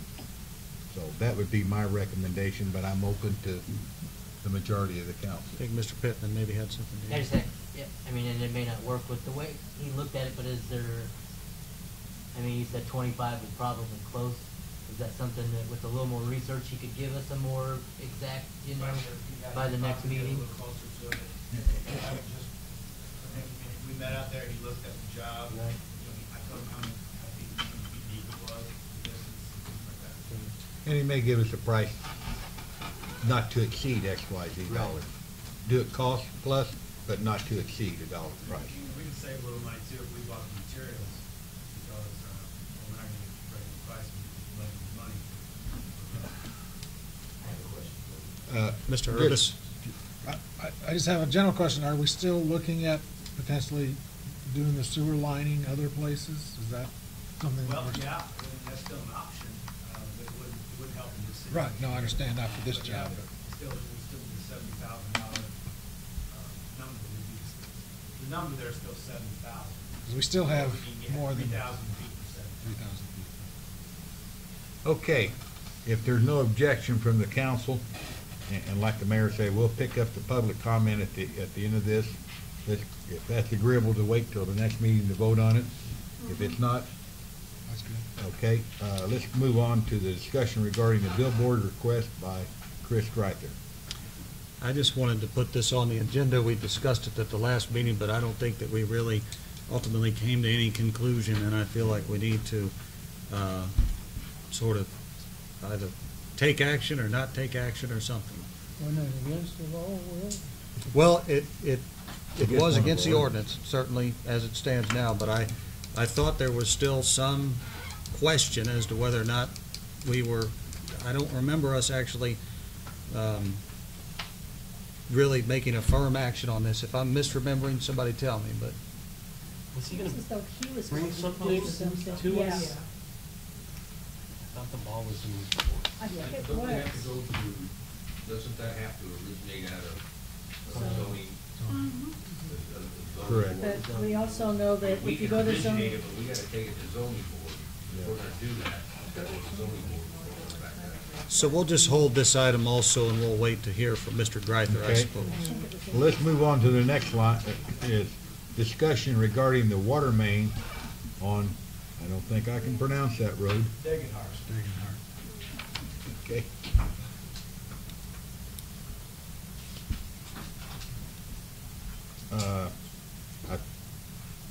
I think the majority of the council was for that, except for myself, and I still feel the same way. That's money that could be spent on Roberta Drive and other places in town. And it's nothing against those people that live out there, but I find it real difficult to go out and spend $22,000 outside the city limits when we need the money here in town. I think the primary discussion was just that we felt that, adding water customers would pay for the project in a fairly short order. Well, if you take the cost of the water and what we can sell it for, because we're not selling any sewer, we're gonna make some money, but you're looking 20 years out probably to break even, plus you've never made any profit during that time, but you've still serviced it. That's my thought on it. Mr. McComb? Yeah, how many, what I want to find out from the people when she was gone too quick that night, I mean, they gotta pay a tapping fee, but we need to know how many taps they're gonna pay back there. I believe it's four. She said four. I think, And then yeah. maybe, you know, find out if they're gonna be adding. I know it's a ways up there, it's close to the church, it's in that curve before you get to the church back to the right, where the Tuckers lived on the corner. I Bay think- Bend, I don't know. I think that's where they live back there. Tim, how much are those tap fees? It'd be $1,200, so if there's four, it'd be roughly $4,800 of return on that. You know, that may bring it down to 15 or 16 years. But I think that maybe I'm not expressing myself. The point of it is, we as a council, and one of the gentlemen sitting right here, have promised the people on Roberta Drive that we were gonna fix that water problem. Why can't we still fix the water problem and fix the Dagenhart main? I mean, we can walk and chew bubble gum here. Well, I understand that. Fine. I don't want to take away from city projects when we've already made a verbal commitment as a whole council and go out here and spend, and I still don't see spending $22,000 to go out there. We ought to have it. And my understanding was, and I'm probably wrong, that they wanted 2 taps now, but there eventually be 4. I think you need to set up a minimum if you're going to do that, a water tap. And when I put Sandra Court in out here and extended it, I had, and Blankenship did the engineering. I paid for the water line, fire hydrants, curbs, street, and storm sewer. Shit, he didn't put that water line in for me. And I added 7 duplexes, so that was 14 customers. So, and I was in the city limits. So, I mean, that's kind of okay here, but not okay there. Mr. And I'm Voss? not the only one. I thought that this was debated, and the only change versus this is that you voted against it, but I thought that this was carried the last time that we met, and approved $22,000 for us to do this. Alderman Voss, I think you're 100% correct, but it's on the agenda, and I don't think I had to put it on there. Oh, okay. But it's on the agenda It's just. for was in the discussion. EPA. So, you know, and maybe that's the reason I spent thousands of dollars doing all that to go by the city ordinance and the ordinance what you're supposed to do. And I didn't come into the city council that time and ask for the city to put the water line in or to put the sewer line in and all the other stuff. Danny, that's like crying for over spilled milk. No, it's not. Yeah, it is. No, it's Yeah, not. it is. I disagree, Alderman. You got McCollum. rules inside the city you have to go by. Yeah. And that's what you did. Yes. This is in the rule. Yeah. They don't have to put curb and gutter. And if they want a fire hydrant, they should have to pay for the fire hydrant up there. There's little things there that need to be discussed. But we did vote to put that water line in for those people. Yes, we did. And I think it was 9-1 or 8-2. I don't remember how the vote was. I think it was 9-1. But it passed. 9-1 or 8-1. Okay, if there's no more Speak to that real quick. Yes. If we're gonna move forward with that, I need to know, because we still do have to write a formal request to Kincaid, asking for permission to extend that water main. And then after that, we have to, get permitted from the It did say, and it was passed pending EPA approval. But I thought also, Kincaid did approve it.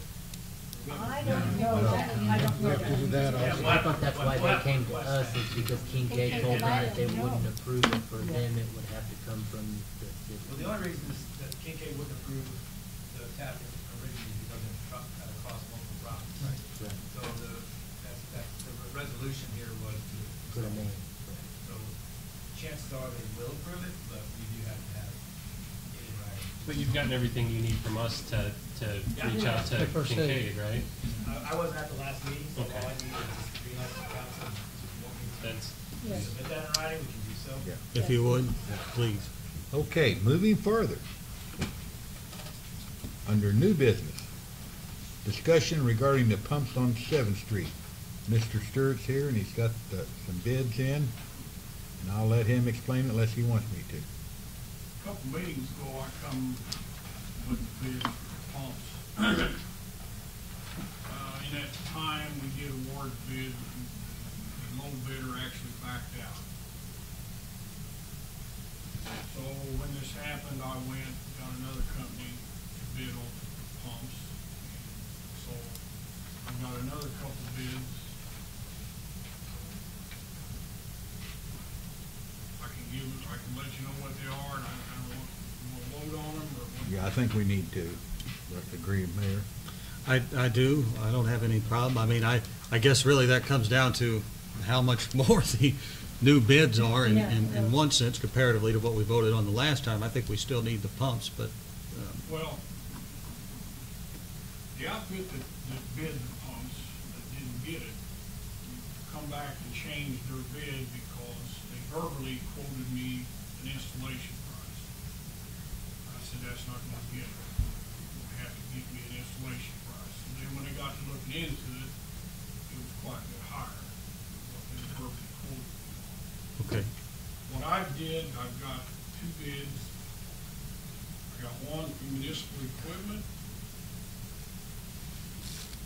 $17,680. That's installed. I have one from Vandeventor Engineering, $17,130. So it's my recommendation we go with Vandeventor Engineering. What is the difference in that and the previous low bid? I'm sorry, I don't have that in front of me. The bid that was awarded was $10,000. Okay. And how much then? 10,000. So this is like $7,000. I was thinking around 11, I Can remember. What's the pleasure of the council? I make a motion to do the whatever, just the low bid, The low bid, $17,130 for Vanderbilt. Do I have a second? Second. Second by Alderman Voss. All in favor, aye? Aye. All opposed? I think that's unanimous.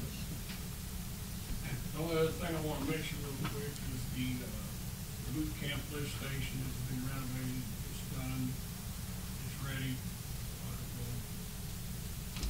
We're ready whenever they are. Put it that way. They still coming? Who knows? Who knows with the state of Illinois? I was also told after we got it done, that the guy told me that they were supposed to give him 3 months' notice and they hadn't heard anything. And all I can tell you is what the governor's downstate person told me, and that was it was still going to happen, but that it was, caught up in budget issues, which are many. Next election. How long ago Yeah. was that? That was probably 2 weeks ago. Okay, the next item is the discussion regarding the purchase of 2 pickup trucks for Public Works. And I want to thank Alderman McComb. He spent a lot of time getting some prices on this, and the least expensive was from a outfit out of Springfield, Missouri, Illinois, and we can buy it under the state program.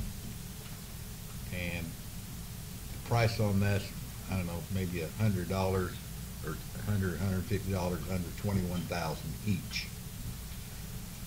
I talked to Sandra and Scott, and we've got a CD that's open fund coming. When is that, Scott, or is it already available? We have a number of CDs in general fund. Yeah. There's also some money market fund too, so Yeah. we'll just have to play around and see what Yeah. this one says. So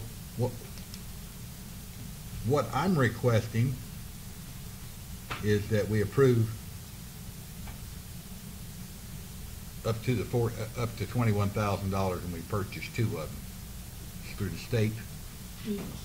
21,000 each. We're looking at 42,000. We're not looking at going and financing any of it. We're not getting any interest hardly on the money anyway, and it'd be silly to put that back in and then turn around and pay 5 or 6%. So We need them. the trucks down there are, when I say in bad shape, I'm being really sweet to them.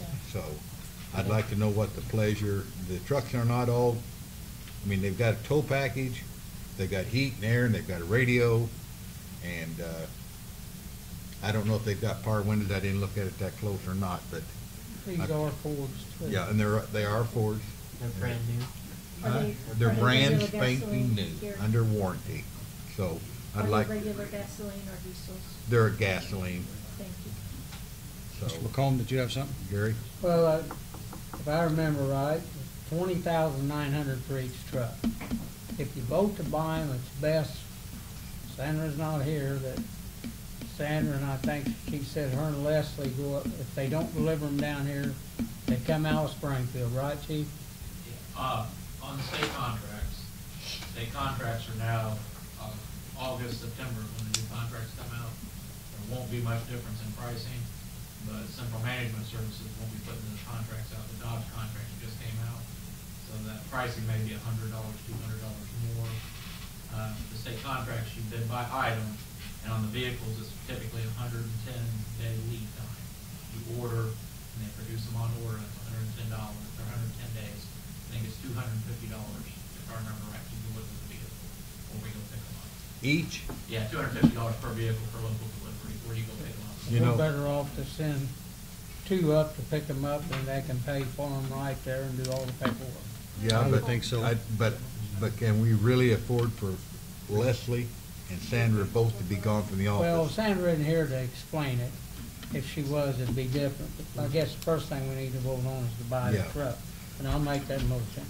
I've got a motion on the floor. Do I have a second? Second. Got a second. All in favor, aye. Opposed? Unanimous.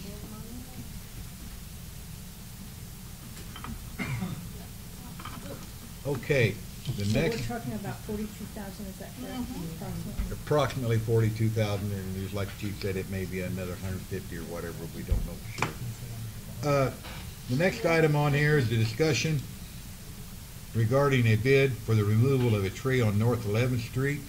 Darren, I'm gonna let you tell them right where it's at and how bad or good shape the tree's in. Okay, this is in the alley, just west of Rome Tavern. It's an extremely large tree. I've reached out to Caskey Tree Service, Midwest Tree Service, and then Robert Roach, which normally does all the work. Robert Roach was the only one that turned in a bid, and I want to say it was $1,500. It's been so long that they put it out there. I No, believe that's what it was. And I could say that it's my fault we haven't acted on this bid, because this bid was put on my desk, and that's the problem. It was put on my desk. And so the bid is for $1,500. And when I saw that on the agenda today, I went through my stack of stuff, and there it was. So anyway. It's a very dead tree, and it presents a lot of danger. Too big for us to do, correct? Way too big. Yeah, I assumed that he would do So- that. And the reason I held on to it was because I didn't know at the time if we had got other bids or not, and I was just trying to track that down, but Darren obviously did. So, what's the pleasure of the council? Make a motion if it's a bad tree to get it down. We've got a motion, we've got a second from Alderman Urbis. All in favor of approving the bid for the tree removal? Aye. Aye. Opposed? Ayes have it, unanimous.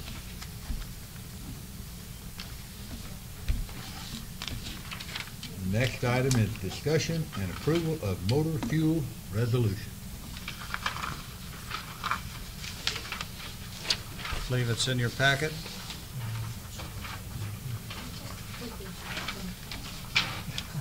That's what we're talking about right here. Harold, I've got a question on this liquid asphalt. Is that like they use from, to quote Gary, the chalet out to Kroger's? Is that what they put on the I'm not highway? sure what they put down in the van, but. Is it that type of a? Yeah, this is kind of an experimental thing. Yeah. You're getting a really good deal here. I guess if it works, type of thing, but, typically, we don't like to only chip over asphalt. And they are coming up with some new systems that are working very well on asphalt. They're giving you they're tell them they can install this at $8,000. Typically, it would cost somewhere $19,000. And we're talking about going from, I believe that's Wall Street, just north of Longfellow School on 20th Street, going as far south as that money will take, $8,000. It's from where now? Just north of the school there on 20th Street, the old school site where the tennis Wall courts are. Okay, That's okay. Wall Street, I believe. Longfellow. No, it is Wall. Coming south, we're skipping Walnut and continuing on south on 20th Street, where you guys had a pretty major repair on a sewer, I believe. Correct. So that's, this may take us down to Division, somewhere around that area. So we're looking at a total price of $18,020? Yeah, and this resolution is for 5. Originally, the first resolution was for 75,000, and that included the oil and shipping, which is, I think, about 60,000. And then we were also gonna do the park, reseal the park in the contract, the wastewater plant contract. That was taken out last fall, then it got too cold for that to be done. So we actually added all the areas that we did asphalt down there. So, and really came out at a cheaper price than what the contractor was gonna do it for anyway.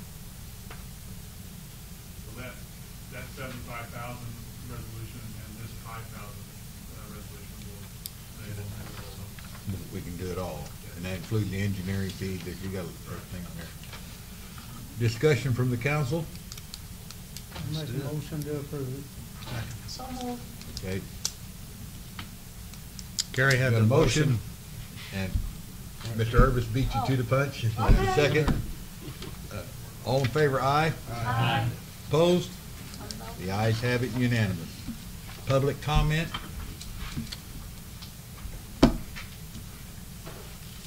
Thank you all for allowing me to speak tonight. I have a couple things I'd like to address the board with. One happened to be out of tonight's meeting. First and foremost, Mayor Stevens, congratulations on your appointment to the Agriculture. Thank you. That's a very nice honor, so I appreciate the work that you do and the recognition that you receive for that. Thank you. I appreciate you saying that. Okay. The second thing is, and Chief Roberts, you might want to know this, my name's Mike Austin. I served on the school board for 12 years, 10 of which I was the school board president. And I wish the Mueller family was still here, but I was not going to get in on their fight. So, the road on 16th Street was addressed many times during my tenure on the school board, and it always came back to the constant reason why that road was left open was because of only having the one-way in and the one-way out, as it was considered a safety hazard. If someone would come in to block off that road, nobody would be able to go anywhere if that was locked. So we addressed that numerous times as a school board, and that was the reason why that road has always been left open. Now, there are times it probably could be closed, but I think at that point in time it becomes more confusing when it is closed and when it's not. Right. So that's the second thing. Third thing is, it was about a year ago that I stood here and addressed the board about a problem on Roberta Drive.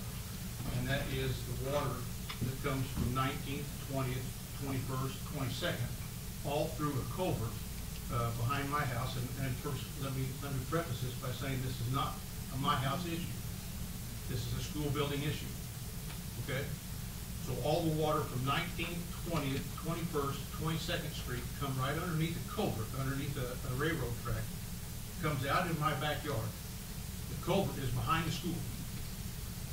Okay? The water comes out. My garage has been flooded twice, under 2 foot of water. But that water that is behind the school already is deferred and comes all the way around to the front of the school. At which time in the spring we ended up with a problem because the school got shut down because of the water over the road. Now I'm going to tell you, I've been addressing this school, I've been addressing this city council for 34 years. It's a long time, and I'm not an old retired like you. But there's going to come a day. There's going to come a day when that water is over that street, and there's going to be kids inside that school building, and them kids are not going to be able to get out. But somebody's going to try, and somebody's gonna get hung up in that water, and you're gonna have more of a problem there than just fixing the water on Roberta Drive. So, as I stood here last year about this time, since then, I have been told that money would be appropriated into the budget to fix the project. It wasn't, and I understand the reasons. Let me say that, I understand the reasons. I was told work was gonna be done in the wintertime. It wasn't. I was told there was gonna be more work considered and done in the springtime, and there wasn't. I was told we was gonna wait for it to dry. It's been dry as can be, as we all know. My wife and I have spent over 30 hours back there picking up trash that comes through that culvert, weeding out trees, timber. I've got a set of tires back there if anybody wants it. That's washed up all the way through there. I've got a shell for a washing machine that's coming through there if anybody wants it. But we spent 30 hours back there cleaning all that up, and I know to maybe some of the aldermen that have not been there, there are numerous of aldermen sitting up there now that have been there during that time, and off of my deck you could actually fish. Mm-hmm. So, but I've been told numerous times things are going to get done, things are going to get done, things are going to get done, and they haven't. I want to know what is going on with the issue of water out in River Drive. And please, please, take this as a school issue, not a Mike Austin and Roberta Drive, because I'm more concerned about them kids. And trust me, one day it's going to happen. That road's going to get shut off with them students inside, and we're not going to be able to do anything but pray to the good Lord that whoever decides to drive through there don't get hurt. Thank you for your time. Thank you, Mr. Austin. Anybody want to respond to that? I guess I would say that the work that we're going to do on 7th Street with some retention ponds there and things of that nature may help this issue some. I know that we talked about it, and I know that Mr. Bratton and Mr. McComb and others have been out there. And Gary, I think you had, at one point we had talked about renting a piece of equipment or an operator to do that work. Can you comment on that any? Well, I got the prices on what it costs to rent equipment for 30 days, so that's about the cheapest route to go. What it costs to get an operator, pay everything on the check, and then everything you need is a way to haul the dirt out and permission to get on everybody's property. I mean, you can take the mini hole and you can go down that. You can't dig it no deeper. All you can do is scrape it. And that's because of the elevations. Correct. And I suggested And the natural water. building a rebar grate to put on the far side of the old railroad, where it would block most of that stuff like you're picking up out of your yard. You're still gonna get some of it, and then have it where we can pull that grate up and clean it out with a backhoe once in a while after a major rain or something. But until we get permission to be on everybody's property, because Harold's informing me about where we can and where we can't. You know, you need to go from one end to the other. And like you say, you got a guy the other side of the railroad track.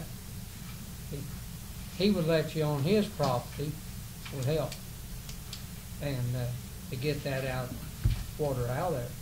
Gary, if I could, I think I've mentioned this to you before, and I know I've mentioned it to Danny before. Just consider, with that water already being behind the school, why are we channeling it all the way around to the front? Can't we find some kind of an avenue or some kind of an area to defer that water that's already behind the school, keep it behind the school? You're talking about by the old railroad. Yeah. Turn it back. Take it back through there underneath the trestle. I just talked to somebody, and the EPA's actually in the process of looking at that because they're thinking that the water's running the opposite direction. What I was told did not come from the EPA, came from another person. I found that out 2 days ago. But just to me, it just seems like, 3 days. just seems like with the water already being behind the school, why in the world are we allowing it to come around and cause a potential hazard? Then why can't it go the other way? Can't And just, you know. that's where a grant writer would help us so much upon trying to get a grant for that, because it seems like a lot of the towns like Harrisburg, Marion, they got pretty good side grants, didn't they, Harold? I mean, we had a grant, and, you know, we actually turned money back in, the city turned money back in because of the limitations on the other side of the railroad track. I mean, we looked at channeling that water and getting it away from there, but again, it's gonna take it onto a property owner that wasn't very cooperative. We can't take it through the trestle, underneath the trestle? Where the existing pipes are, I mean, there was all kinds of alternatives, but, you know, we weren't even allowed to get in there to clean out some of that area that was on that other side of the track, which would have helped immensely too. Harold, I'm interested to hear your opinion on what the best, with everything, because you've been working on this thing for a while, okay? And I know Mr. Austin's problems have lasted many years.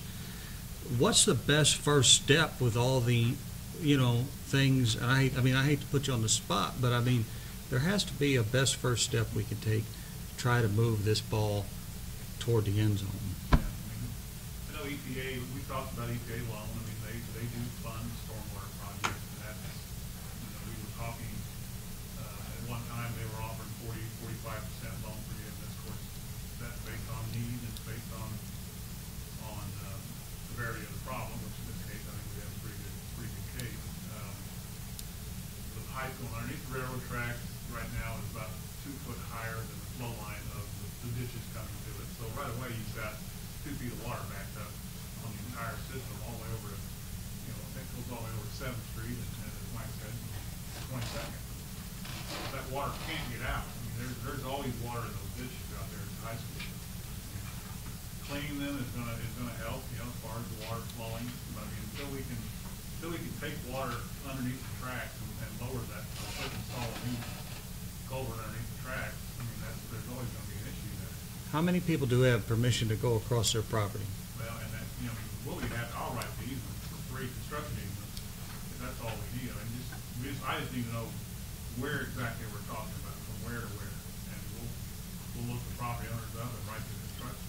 That's all you're looking for is a construction easement. At one time, we talked about from Mike's house at the old railroad. And quote me if I get wrong, all the way to the railroad. 19th Street is where, 19th Street where that trash is coming through and hitting it, and Well, going that- on to Mr. Austin's. I'll get a map, and we can sit down Yeah. and make sure. we got All the everybody. way to We where- have some easements out there, I know we have an easement from the school, special easement from the school, just, get out there and clean it. There's probably a couple of trees at just the other side of 16th Street going in that needs to come out of there, to let the water flow free.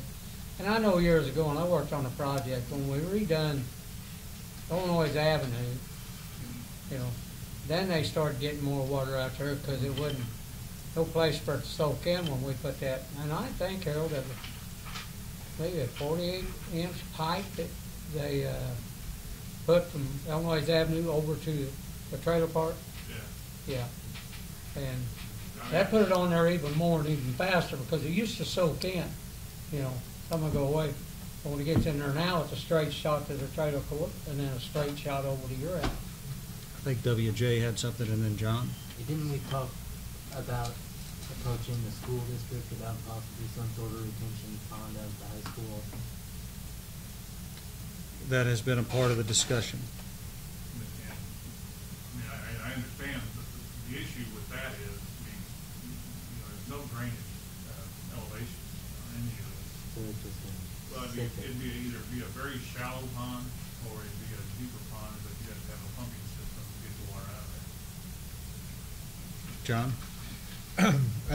For what it's worth, I did have a discussion with a member of the Somerset Township Board, and he indicated he thought maybe the township would be somewhat interested in contributing to some of the costs. Okay. Because it obviously affects. I spoke to Larry Reinhardt, He said he didn't think they had any money, but if we just needed them to go out there and mow that down, that they'd be glad to try to do that for us, but they didn't have any money. Barb? Part of this problem does involve the school, obviously. Have we ever even approached the school system? I know they're as poor as we are right now, but in all fairness, have we ever approached the school board about helping with that to keep their road from going under? They got an extra penny on every dollar now. Yeah, they do. got more revenue coming in. I mean, the worst that can happen is they say no, but, I mean, I don't see any reason why we can't ask if they would want to contribute something to it. I think. Great Sorry, idea. I think that's a very good idea. In fact, I thought that Alderman Pittman was gonna talk to somebody there at the bank and that's on. I did, I thought you guys were supposed to have that. Pardon? I talked to Kevin Beavers Uh-huh. originally, and then I thought you had talked to Kevin after that. I didn't know where that had gone. No, I just kinda left it kinda neutral because you were, I didn't wanna step over on top of you. What? But, I think that that's a very, very good suggestion. I think we ought to do that. But meanwhile, we need, Oh, not wait on that, but I think that's what we should do, and set up a meeting with Dr. Grody and explain the situation, point out some of the concerns of Mr. Austin's. Like he said, it's the kids. It's not a matter of if it's gonna happen, it's when it's gonna happen.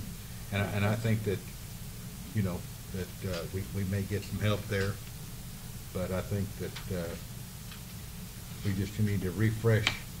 I think we need to refresh our, double check, if I could lean on Gary again for this, that our numbers on that, what it would cost, figure for the equipment and whatever, and Yeah, it may went up, may went down. I can and call find out and maybe, but let Harold tell us how many people we gotta, or write the thing and what we gotta do to get the permission to get the easements, and that's where we may, and come back to some of the citizens on Roberta Drive to help us maybe convince if we've got somebody, no, I don't want you on my property, maybe to kind of soften that need that where we can get through. So I think we need to move forward with that. we needed to move forward. And I'm sitting here and several years ago. I cannot dispute a thing Mr. Austin Oh, I said. He cannot. was 110% correct, and it tickles me to death that you showed up. Maybe we'll do something now. Gloria had something, I believe. Thank you, yeah, and this goes to, Mr. Austin, our first statement. We promised him last year, and we didn't do nothing. And it's really, I know as a city, we have priorities, but we also have promises that we are failing. And it's embarrassing. And I think what we need to do, and not know what we need to do, what we ought to do is set a timeline of what we're gonna do and what it needs to be done. Because until then, it's words and it will still up in the air. The spring is coming, and last year I went to his house and I saw, not, it wasn't a garage, it was a roof on top of the water. So I think it's not just to him, it is to all the residents in that area. Well, I think this would be that, because we're talking about asking for money from the school district, which I think is a good idea. But before we can ask for money, we need to figure out exactly how much we're gonna spend. And so, the next council meeting day is the 29th, and I'm in town all day on council meeting days. It doesn't have to be that day. I don't necessarily have to be there. But I would just suggest that on the 29th, and I could coordinate this maybe in the mid-morning, like at 10 a.m., myself, Danny, Gary, Harold Sheffer, Mr. Austin, all meet up at City Hall. We bring a map, we figure out where we need to go from X to Y, and then we can get a hard number on what it's gonna cost to get what Gary's talking about, a fresh number. We can take that to the school district, see if they wanna help pay for any of it, take it to the township, see if they wanna help pay for it, and then we can act on a dollar amount. Everybody all right with that? I'm on board. All right, well, I'll get with Sandra and we'll set that up for the 29th.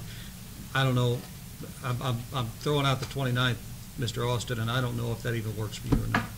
I'm in Murfreesboro in the afternoon. Okay, we'll look for the afternoon then. Yeah. Okay. Thank you all for your time. Thank you so No, much for thank coming. you. Appreciate it. Okay, if that's it. if we're done with that, if there's no other public comment, we'll come out of Public Works. Thank you for your patience. All right, that takes us to Public Safety, chaired by Mr. Russell Brown. He is not with us this evening, and I don't have any items to handle here. We don't have any old business, new business that I know of. Any public comment regarding public safety? All right, that takes us out of Public Safety, takes us into, yes, I'm sorry, Gloria. But this is about the little police cars that they are left at the buildings. Business checks? Yes, the business checks. And I don't know, this is a suggestion that it was to me because I was praising our colleagues and several people were doing it too. They say that why we don't put, instead of putting a past sentence, this building has been checked for, you know, put it in as a present. We're checking your building for, it just, I'm throwing what it was thrown into me. Yeah, I mean, I guess it's just wording. It's just wording. They put the date and time in their badge number when they check. That's the purpose, so that they know we're there. It also helps if there's actually a break-in. It compresses our time for investigative purposes, so there is a police subject too. I guess it's just wording. It's just wording. They say that it's effective with the brain.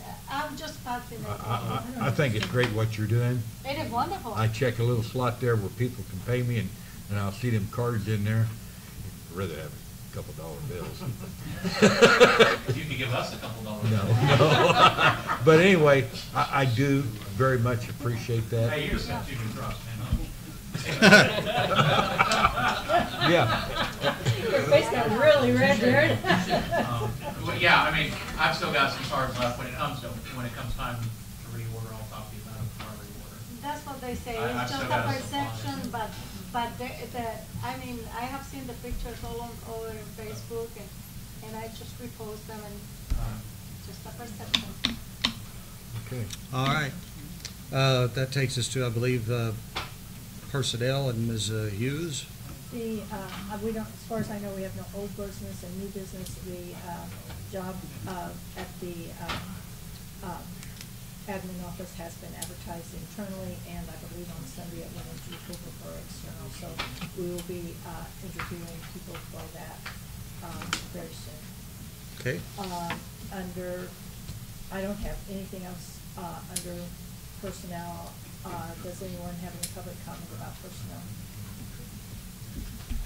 I talked to Mark, and he talked with Amy, and I Yeah. think they talked to the chief, and I think Yeah. he thinks we're real close. Yeah, the last time last meeting, I had talked with Amy, but I haven't talked with Mark, and she seemed to think then we were very close. So I think that we will see very, very soon a contract for Phoenix.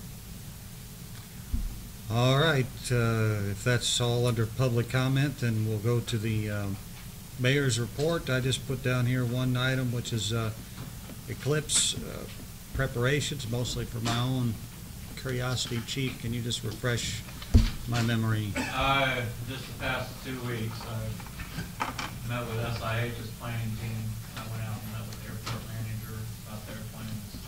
We had a law enforcement planning session.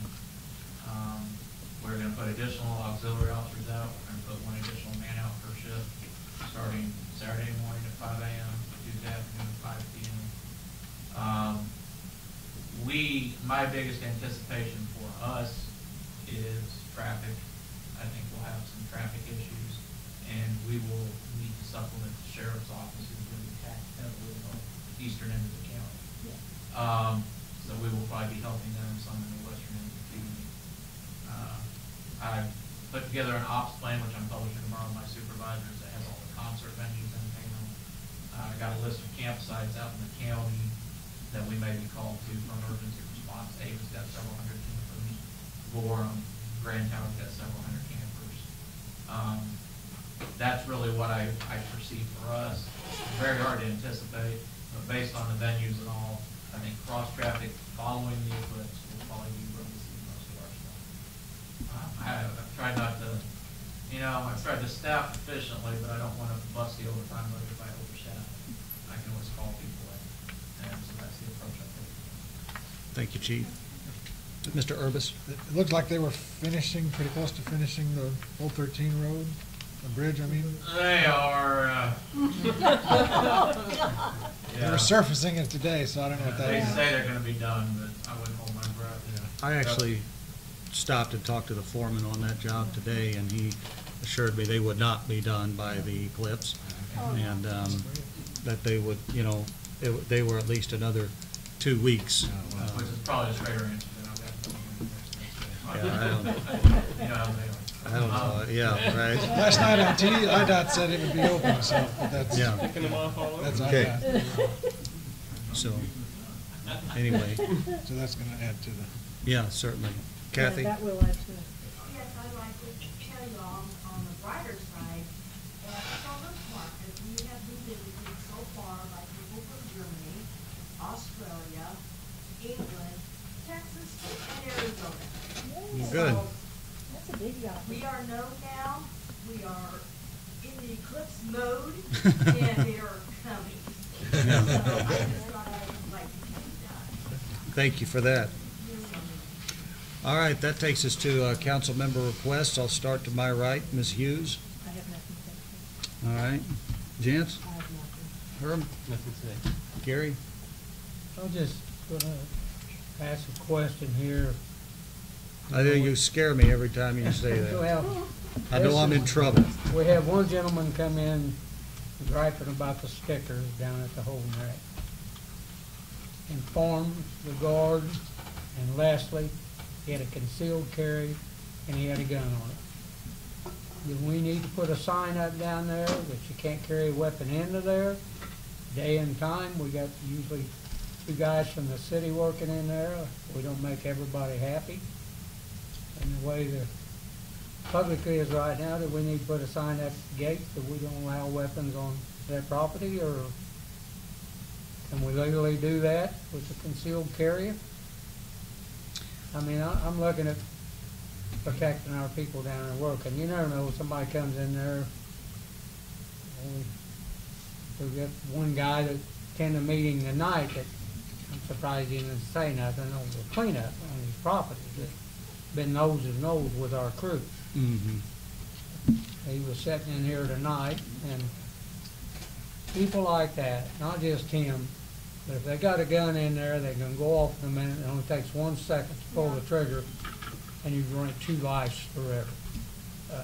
I think personally we need to bar any weapons being on that property down there. We have the authority to do that under the statute. I've got a sign on my window that says you can't come in here with concealed carry. We can put a sign up down there that says you can't come in here with that concealed carry. That's the only thing I had. I'm just thinking about 2 guys we got work done and people we got working at the gate. I'd like to see that done eventually. You want to have it put on the next agenda? That's fine. Okay. Or if we even need to vote on it, if we can do it, we can just take a sign up down where you want to make. If it's something you've got to vote on, so you better do it. Yeah. Okay. Better wait 2 weeks. Maybe we could do it by having the mayor just direct it to be done. But I don't- we're talking about an action which prohibits conduct, and so there's a penalty for disobeying it. We probably ought to have it on the agenda. Let's put it on the agenda, and I want to be able, as Danny likes to say, I want to be able to think about that for a couple of weeks. Because I've been there, You'll I get would've old told one the guy. day. What's that, Gary? I'm sorry. Had I been there, I would have told him if he didn't like things the way he run, I know him, hit the road. Yeah. All right, Mr. Urbis. Nothing. Mr. Bratton? Nothing, You can't say I would, nothing. but I really would like for the city on the city letterhead to send the Smizers Yeah, I really would. a thank you. I think, you know, if you see a member, thank them in person, but I think that's the very least we should do. Yeah, and I should have already done that, and I'm glad you mentioned it. I'll try to get that done this week. That's all I have. Thank you. Mr. Bastian? I have none. Ms. Campos? Happy eclipse. Happy eclipse. And be safe. Yeah, wear your glasses, Wear right? your glasses. I think I got I'm gonna watch it on TV for the next 3 days afterwards, so. You can't see a thing through those. No, you can't. Mr. Pittman? Okay. We'll try to drive down. Department head requests, Mr. Heller, Mr. Shepherd, Chief Swafford. I put a couple reports at your seats before the meeting, hope you found them. Ones are fire hydrant repair, list request, some of the issues we found this year. I will remind you, this doesn't include the hydrants with low flow, which isn't a hydrant problem, it's a lot of our old 4-inch mains, but that's another infrastructure issue we can talk about. And then I put a 6-month review of our power calls that we've had so far, and I hope it's kind of self-explanatory. First page is kind of a summary of incident types. Second page gives you, on the back side, gives you a more definition of the types of calls, how they're coded, and then it goes through the number of types of calls that we had so far. So if you've got any questions on any of those, please feel free to ask. Thank you for providing that. That's very helpful. Yes. Chief Roberts? The contract for the forts did renew on August 9th, the state contract, so you should be able to order them for second pricing home from what it was. Those 4 pickups, the state renewed the contract August 9th, so the pricing held, so they should be about the same price. I found a grant, the range, we're getting closer to it being done, but the fence coming down from the old sewer plant removed any fencing from around the range. And I'm trying to figure out how I compensate for that and secure the range. We have thefts down there. We had shotgun targets stolen that we discovered at this last shoot. We also have to be in compliance with the state training standard board standards for ranges which we're not. So I found an NRA grant that requires a match, but it looks like we may be able to get it. I've already written the proposal, done all the drawings, gotten the bids and all this kind of stuff. The only fence contractor that we bid on it was Harris. It came in at $41.30. The NRA grant, and I asked Sandra to put this on the agenda, and she missed it in my email, so she asked me to bring it up here. I don't know if I asked it on the agenda. The Harris contract, or Harris fencing bid was $4,130 for the fencing. The NRA grant is 50% of the project cost. Our end of that would be $2,065. I have $2,200 and 1 cent left in my capital improvement budget for the grant. That money's already budgeted, but I needed to bring it before you guys. I don't know if it needs to wait till the next council. But before I can move on the NRA grant with my final submission, I have to have proof that our matching funds are approved and ready for this position. I see this as the best way of paying for the fencing. The range has been an ongoing project, and the money's run out in different phases along the way. We figured out how to get the farms finished. We've got the security system in. The fencing is one of the last 2 pieces. But I need to know whether to proceed with my final submission on this finance. And we'll do that, as you know, with the matching funds which are budgeted, but if I need them appropriated. Pursue it. It's budgeted money. Sandra wasn't sure. She said I needed to bring it to you guys. You all right with that? Oh, yeah, I just thought of something I should have asked earlier, but that's. Anybody else? 2 weeks. Go for it. Mr. Yes, sir. Chief, when they built a shooting range, where is the construction equipment that the city bought? Street department. I've never actually laid eyes on it. Front end loader. I don't think the city bought it. I thought we got it from LESO, through the government program. Not a front end loader. What I'm talking about is when that was built, we bought air compressor, nailers, saw, and some other stuff. I don't know, Mr. Bratton, that grant. No, it wasn't a grant. It was not a grant. Yeah. The range started under Chief Hollow, or Chief Bach. Yeah, but I and then guess went what to Chief Hollow, and I kind of came in on the end. I don't know much about it. There's not much documentation in my office. There's not much what? There's not much documentation in my office. I don't really know what all transpired. Well, I saw physically myself, air compressor, hoses, and there were nailers and other stuff. And I think that if you can find out where that's located, we'd like to have that returned and taken down to Public Works, please. I agree. Ideally, I would have liked to have seen the documentation on the entire project. but. Well, we I haven't probably been able would to have find it. too. We Yeah, probably we would would've have liked too, to seen Chief, the but first that, Yeah. that's water under the bridge. I will try to find it, but I really don't have much. Somebody will know where it's at. But I am good with the grant proposal. Pardon? Yes, I am good with the grant proposal. Yeah. Yes, sir. Yeah. And you're good with finding out where the stuff's at too. Thank All you. right. Darren's been hiding it down another part. Just waiting for you to ask. Darren Mills, Tim Lee, Scott Evans, Jim Stewart. All right. We do need to have a hopefully brief executive session, and I'd entertain a motion to go Good into luck. session. So moved. Is there a second?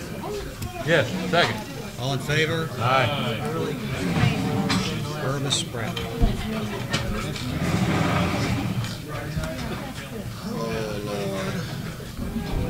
Over there.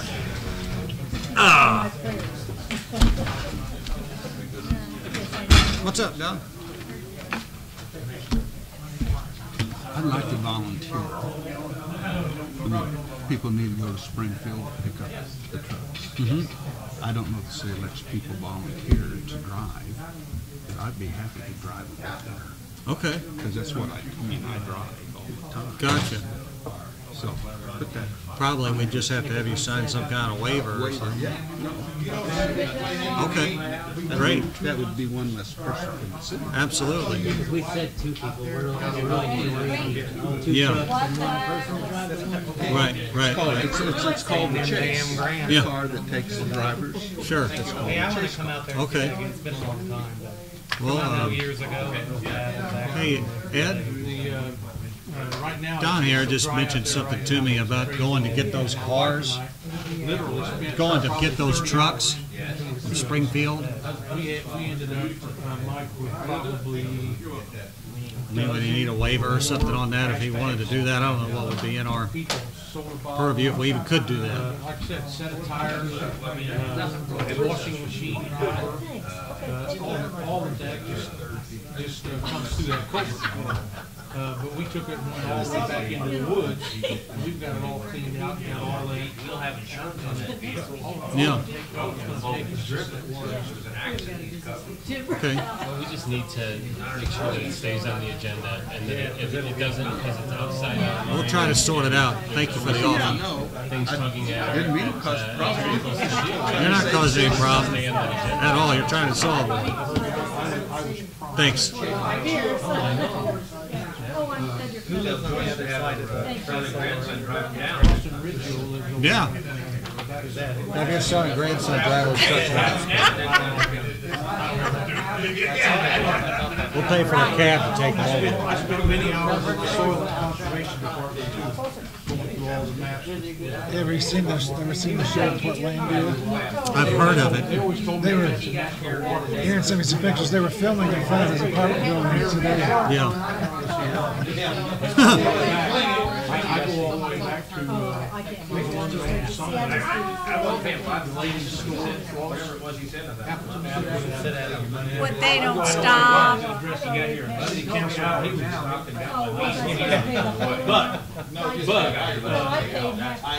David McDowell, when he was in there, actually had it all cleaned out. And they said that the city was gonna keep it one time. Thank you all. Thank you, Mike. Thank you. Let's see. I wanted to find out from her what I was supposed to do. Okay, and I made a note, everything I should tell Okay. Sarah she's supposed to do, along with her letter, Yes. which is nice. So don't worry about it. Very good. Asterisk on it. All right, so